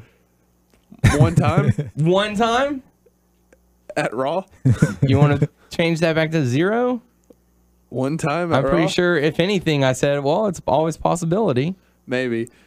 Yeah? I don't know what you said. You don't even know what I said. You said that he was making all there. These accusations. You're like, guess what? My boy Sting's going to be here. And I was like, why you What happened like to Honest Abear? What happened to Honest Abear? Well, he went to New Orleans and got corrupted. Fucking liar is what he did. So congratulations, Sting, the man who's never worked in WWE, finally might be appearing in WWE. So there you go. Other Hot Topic news: pay-per-view. The theme, or just the title of pay-per-view, is going to be dropped from the WWE, and now they're simply going to be known as special events. So I guess with the WWE Network, since they're offering it up on there, you're not really paying per view. I mean, there are still people who don't have the network, but I guess for those who are watching the net on the network, it's just going to be known as a special event. So yeah, thoughts on that? Anything? I mean, I'm probably still going to call it a pay-per-view, but I wonder how it's going to work in the UK, because obviously I know we get half them. We don't pay for half the pay-per-views. Yeah. And then we pay for the other half. Mm-hmm. But I guess we still call them pay-per-views. I guess it's one of those terms that's always going to stick. Yeah. Pay-per-view is a pay-per-view, even if we don't pay for it in the UK. Come over and watch the special event. But yeah, I don't know how that's going to work in the UK. Obviously, we're getting the network officially in 2015. So, I mean, I assume Sky keeping the pay-per-views, because when I was at Access, I was talking to the guy that works with Sky for the WWE, and I mentioned about how's the network going to work with the UK, and he said they've signed a new deal with Sky, so they're pretty much going to keep the content they've got on there. So I guess they're going to keep pay-per-views with at least for a year. Yeah, so I guess they're not going to get rid of them totally. That's cool. I mean, it's like semantics, right? I'm not tripping over the wording of, They're changing everything about the business. No. Well, they very well could be in a very real way. Yeah. But what they call it is not necessarily concerning to me. Okay. I did say to Daniel, though, the other day that there was some concern they haven't quite hit 1 million subscribers, and they were talking about next year increasing the cost of the network to $11.99 or, I don't know, $14.99. They were thinking somewhere around there between like $11.99 $11.99 and $13.99 a month, which still not that bad of a deal. To be perfectly honest, I expected to pay $15 a month. Yeah. I was expecting that before they announced the price, so that wouldn't even bother me. Yeah. I think our questionable was like close to $20. It was like, I don't know about that, but it's still I think they can get away with $15. Yeah. I don't have a problem paying $15. Don't know that, but but yeah, really. I mean, cool. I'm not asking them to raise their price. I'm just saying realistically, I'm just being honest. I mean, that's not a that's a price it's what point we went that in works. expecting, Right. and then they had it at $9.99. We're like, fuck yeah, that's all right, still, yeah. So they're practically giving it away. So really cool stuff. Yeah, the last bit of hot topic news: people hate Nancy Grace after what she said last night. We kind of touched on it earlier. Yeah. So no Global Force Wrestling. Jeff Jarrett officially announced his promotion. Global Force Wrestling. You can just .com that if you want to go see more information about that. But it's been suspected for a while. But it's official, like a referee with a whistle. It's got a .com. You can go over there for more info. nice. See what happens. I also watched the Scooby-Doo WrestleMania mystery. Yeah. Because I bought it. And you got the poster. I got the poster. Before I'm gonna ask you to rate it, but I'm gonna ask that we can have our own rating system from now on. We'll do like a thumbs up, a thumbs in the middle, or a thumbs down. But like for us, I'd be like I would like for it to be like a thumbs up. Our equivalent would be like an awesome.com. Our thumbs in the middle would be an awkward.com, and our thumbs down would be a girl bye. So I'm gonna ask you. So I'm gonna ask you to rate it on our rating system: awesome.com, awkward.com, or girl bye. Thumbs up, thumbs in the middle, thumbs down. I think you got to have at least 5. 5 for that because it's either. No, it's like a buy, Awesome. pass, or buy, borrow, pass. It's like Oh, okay. Yeah, so that'll thumbs work. up, thumbs in the middle. Would you thumbs buy down. it? Would you borrow it? Or would you pass it? So yeah, Pass so up on it.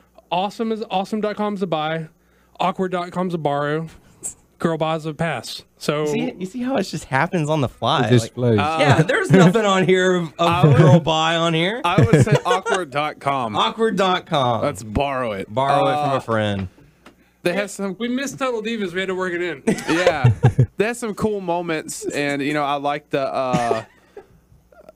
I mean, there was what's it called? Not the graphics, but the animation of like the wrestlers and stuff. But I don't know. I know Scooby Doo is cheesy, but it wasn't as. Spoilers was Big Show the bear.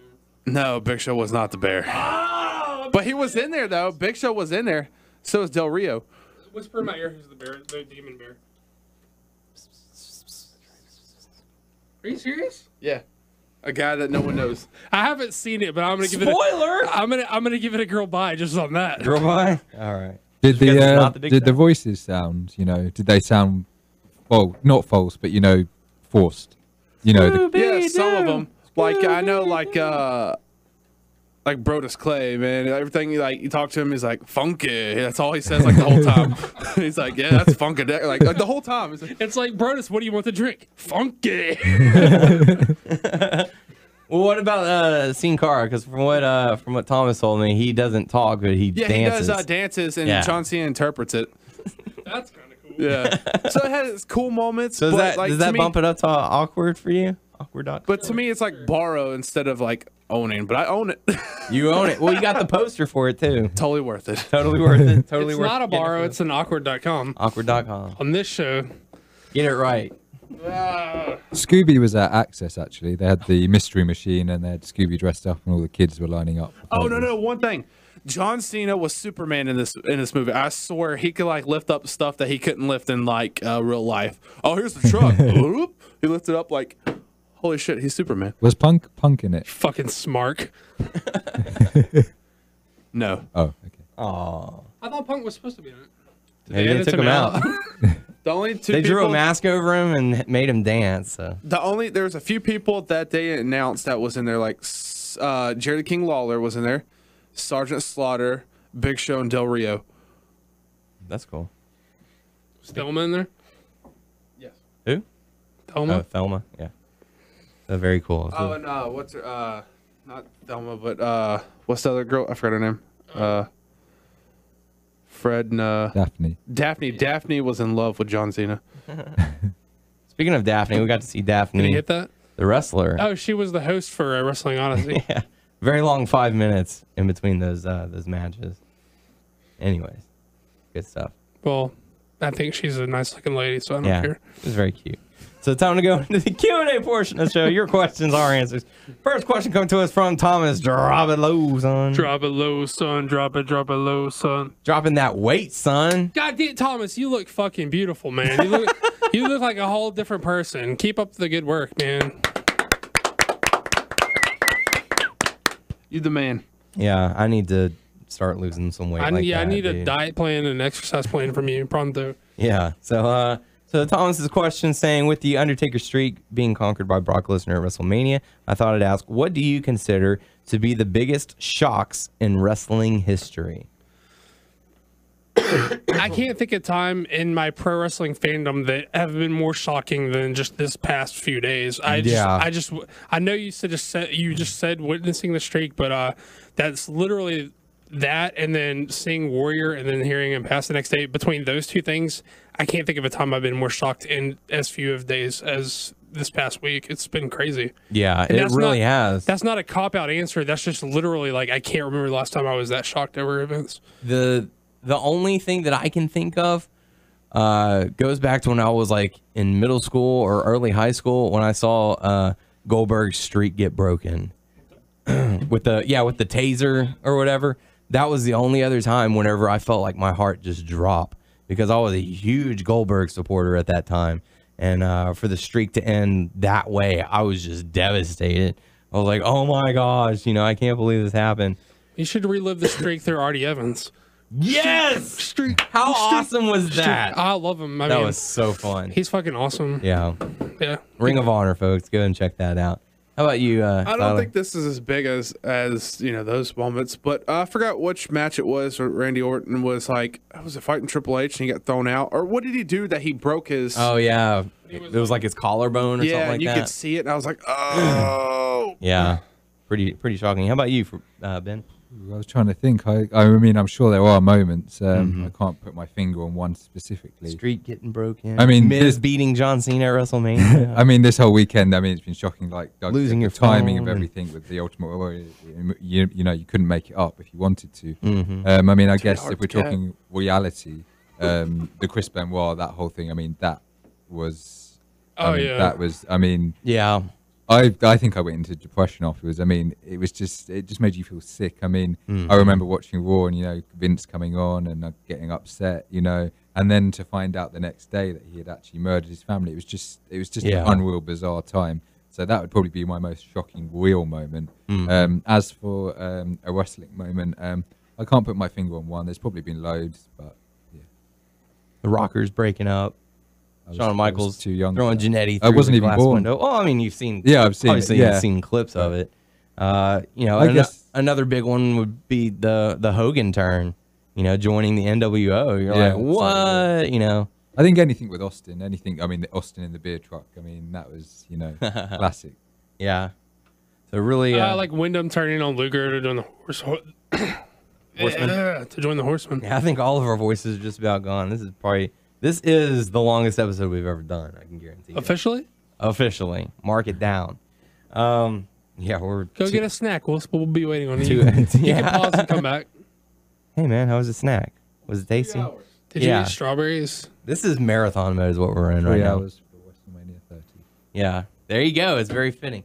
So, we're on 3 hours? Almost. We're about 19 minutes away.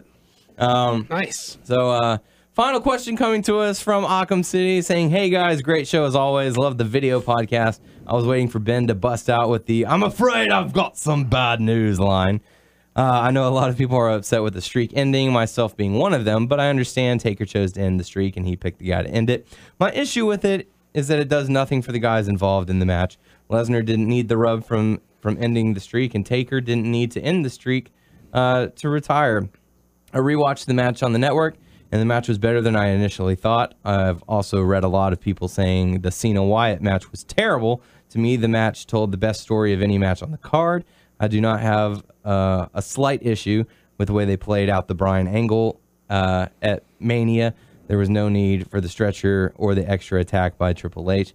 It was like getting an ice cream sundae and then covering all the ice cream with whipped cream. It was overkill. Everyone and their mothers knew Bryan was leaving Mania with the belts. Raw was epic. Love Cesaro and Heyman together. It makes up for the debacle known as Rybacksel. It looks like they are ushering a new era with all the NXT talent, with Bryan, Shields, Cesaro as top guys moving forward. If you had a time machine and had to book WrestleMania 100 and could set up a 5 or 6 match card of talent in their prime, what would your card be? Must include a Divas and tag match. For me, it would be Rock Austin, Lita versus AJ, Bryan versus Steamboat, Taker versus Michaels, the Dudley Boys versus the Steiners, Savage versus Punk. P.S. I pity the fool that don't love their mother, and the new logo, if it's a new logo, on our YouTube page is badass. Put that logo on a shirt and I'll buy one. Ooh. She said a lot, Alchem City. Yeah. I agree with I basically agree with most of what you said about the Taker stuff. The Brian Wyatt thing, like I said, I basically need a rewatch to honestly evaluate that. And Daniel already said it benefits from commentary, so reserve judgment on that. As far as the T-shirt goes, I hope not. I don't like that logo. I voted against it. We work as a unit. So basically, it takes a 2/3 vote to pass. So it's not going to get my vote because I prefer the other one. If these assholes voted in, then I guess we're stuck with it. But as far as I'm concerned, that one's not going to be on a T-shirt. 2/3, Tyler. Come on. That's not a knock. That was actually the reason I didn't end up liking it, is because it was just a miscommunication from what I actually wanted out of a logo on my part to the guy who did it. Who did a good job. It's just not what I want out of a logo. It's too busy. It's not clear enough.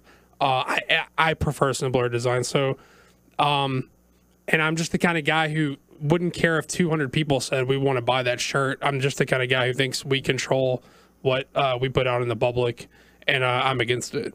But I'm glad that you like it, and I appreciate that you listen. Maybe we can just put out the template, and he can bring it to a local T-shirt shop. I'm against that. Okay. I told you guys I'm against that. I'm throwing out options. I told you guys I didn't want to do that shit. I'm throwing out options, man. I'm just saying. I don't like that idea. I think that as a unit, we control like what goes out to the public with our name on it. Yeah. And if you guys both are for it, then I keep my mouth shut, and that's what we do. But I don't like the idea of people from the outside deciding they want to do something. That's no offense to you, Arkham City.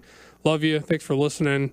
I'm really bad at those like all-time best. Book your favorite car. So I'm gonna let you guys go. You did that. That took you like 6 weeks to do, and you still hadn't come up with your perfect car. Yeah, because Doug's the kind of guy who you want to make sure you get it right. I don't like to give answers just to be able to give an answer. I'm like, if I'm not happy with it, then I'm not happy giving it as an answer. So I'm gonna shut up and let these guys talk about it.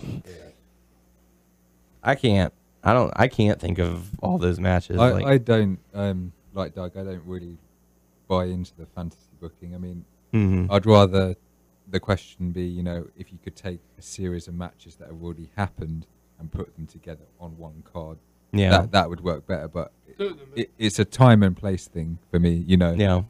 I mean, yeah. So what would be a couple of matches that have happened in the past that you would put together? He already mentioned it. The Rock and Austin. I mean, Kane Undertaker when Kane was Kane. Yeah. Those kind of stereotypical, the ones that you always go back to, those kind of matches, Mick Foley, Undertaker. You could take those classic matches and put them onto a card. I'd do that, but I can't buy into fantasy booking. It does nothing for me. Who's your Mount Rushmore of wrestling? So my ultimate, top four guy, top four. Say you can do 5 if you want. If you can't decide of 4, do they have to be wrestlers? Or like, can they be like Paul Heyman? Oh yeah. Sure. I mean, Paul Heyman would be in. Yeah, just these are the guys for you that I'd go out and Paul Heyman, Vince McMahon, Austin, and The Rock. Very nice. The kind of 90s kind of thing, because I am a 90s kid. So. Hey, you're still here today, so yeah, not too bad. But as far as the fantasy booking, it's just hard because I have OCD legit, and I will like slave away over this, and it will like literally drive me crazy when I can't get the card. So it's not that I don't care enough to give you an answer. I appreciate you listening. I appreciate you taking the time to ask me a question. I appreciate that you would even give a fuck what I have to say about anything. It's just like it would kill me to try to make this card for you. Legit, I will go crazy. We got a question like that a few months ago, and you had like 6 different variations, and I couldn't settle on one, and I just had to throw my hands up and say, "Look, I can't do it. I'm sorry." Yeah. Don't put him through that again. Don't do it to me, Arkham City. Don't do it. It's really tough, just because what do you want? Do you want it to be? This match would be great for business sense. It would entertain the crowd, or this is just a match for me. It's tough to decide, and I don't have an answer, so. I don't know if Tyler has one, but I do not. No? Okay. No. It's like your favorite. What about Melina versus Alicia Fox? That's got to be one of your favorites, right, Tyler? They're whispering something. I don't know what it is. Kali versus everybody in the company. Gauntlet match. Gauntlet retirement match? Yeah, everybody whoever loses ends up retiring? Yes. And Kali wins, so he's the only one in the company left. He even fights the stagehands and the timekeeper. But Jimmy Uso swerves, and they're actually a unit at the end. Like they turn. A Punjabi prison match. So there you go. Thank you, everyone, for listening. If you've made it this far, damn. They'll be like, the Great Uso. Like, when I say oos, you say buh. Oos, buh. Oos, buh. Woohoo! So there you go. Yeah, and then pyro. So yeah, if you've made it this far, major props to you. You're a good person. You are a diehard, and we like that. If you made it this far, you're better than everyone who didn't. Yes. In Carly's defense, he had a big line at Access for his signing. He had one of the biggest. Biggest because of his size? Maybe. I don't know. Hey, we're a pro Collie podcast. Yeah. We are. Yeah, y'all are. Y'all have fun with that. 2/3. 2/3. All right. Well, Which gets the vote, which makes us a pro podcast, a pro Collie podcast. Shoot. All right. Well, there Tyler you go. genuinely likes Collie. He does, and I don't know I think why. it's low-hanging fruit to make fun of Great Collie, so I kind of by default am a pro Collie, which makes us 2/3, which makes us a pro Collie podcast. Whatever. Guy. Deal with it. I would seriously like to meet him. Okay, that's cool. So anyways, thank you all for listening. Make sure to submit your questions on our YouTube page, WNS Video, or Facebook page, WNS Podcast. Check us out on WrestlingNewsSource.com, WrestlingNewsSource.com on Facebook. Subscribe to us on iTunes by searching have we Wrestling gone News over Source 3 hours Podcast. yet? No, not yet. We still have 10 minutes to go. Or 9.5 minutes to go. Oh, I was going to say we could stall, but that's too long. Yeah, that's too much of a stall. We're on Stitcher, Player.fm, and Beyond Pod. Just search Wrestling News Source Podcast to find us. On Twitter, you can follow the main site. It's at WN Source.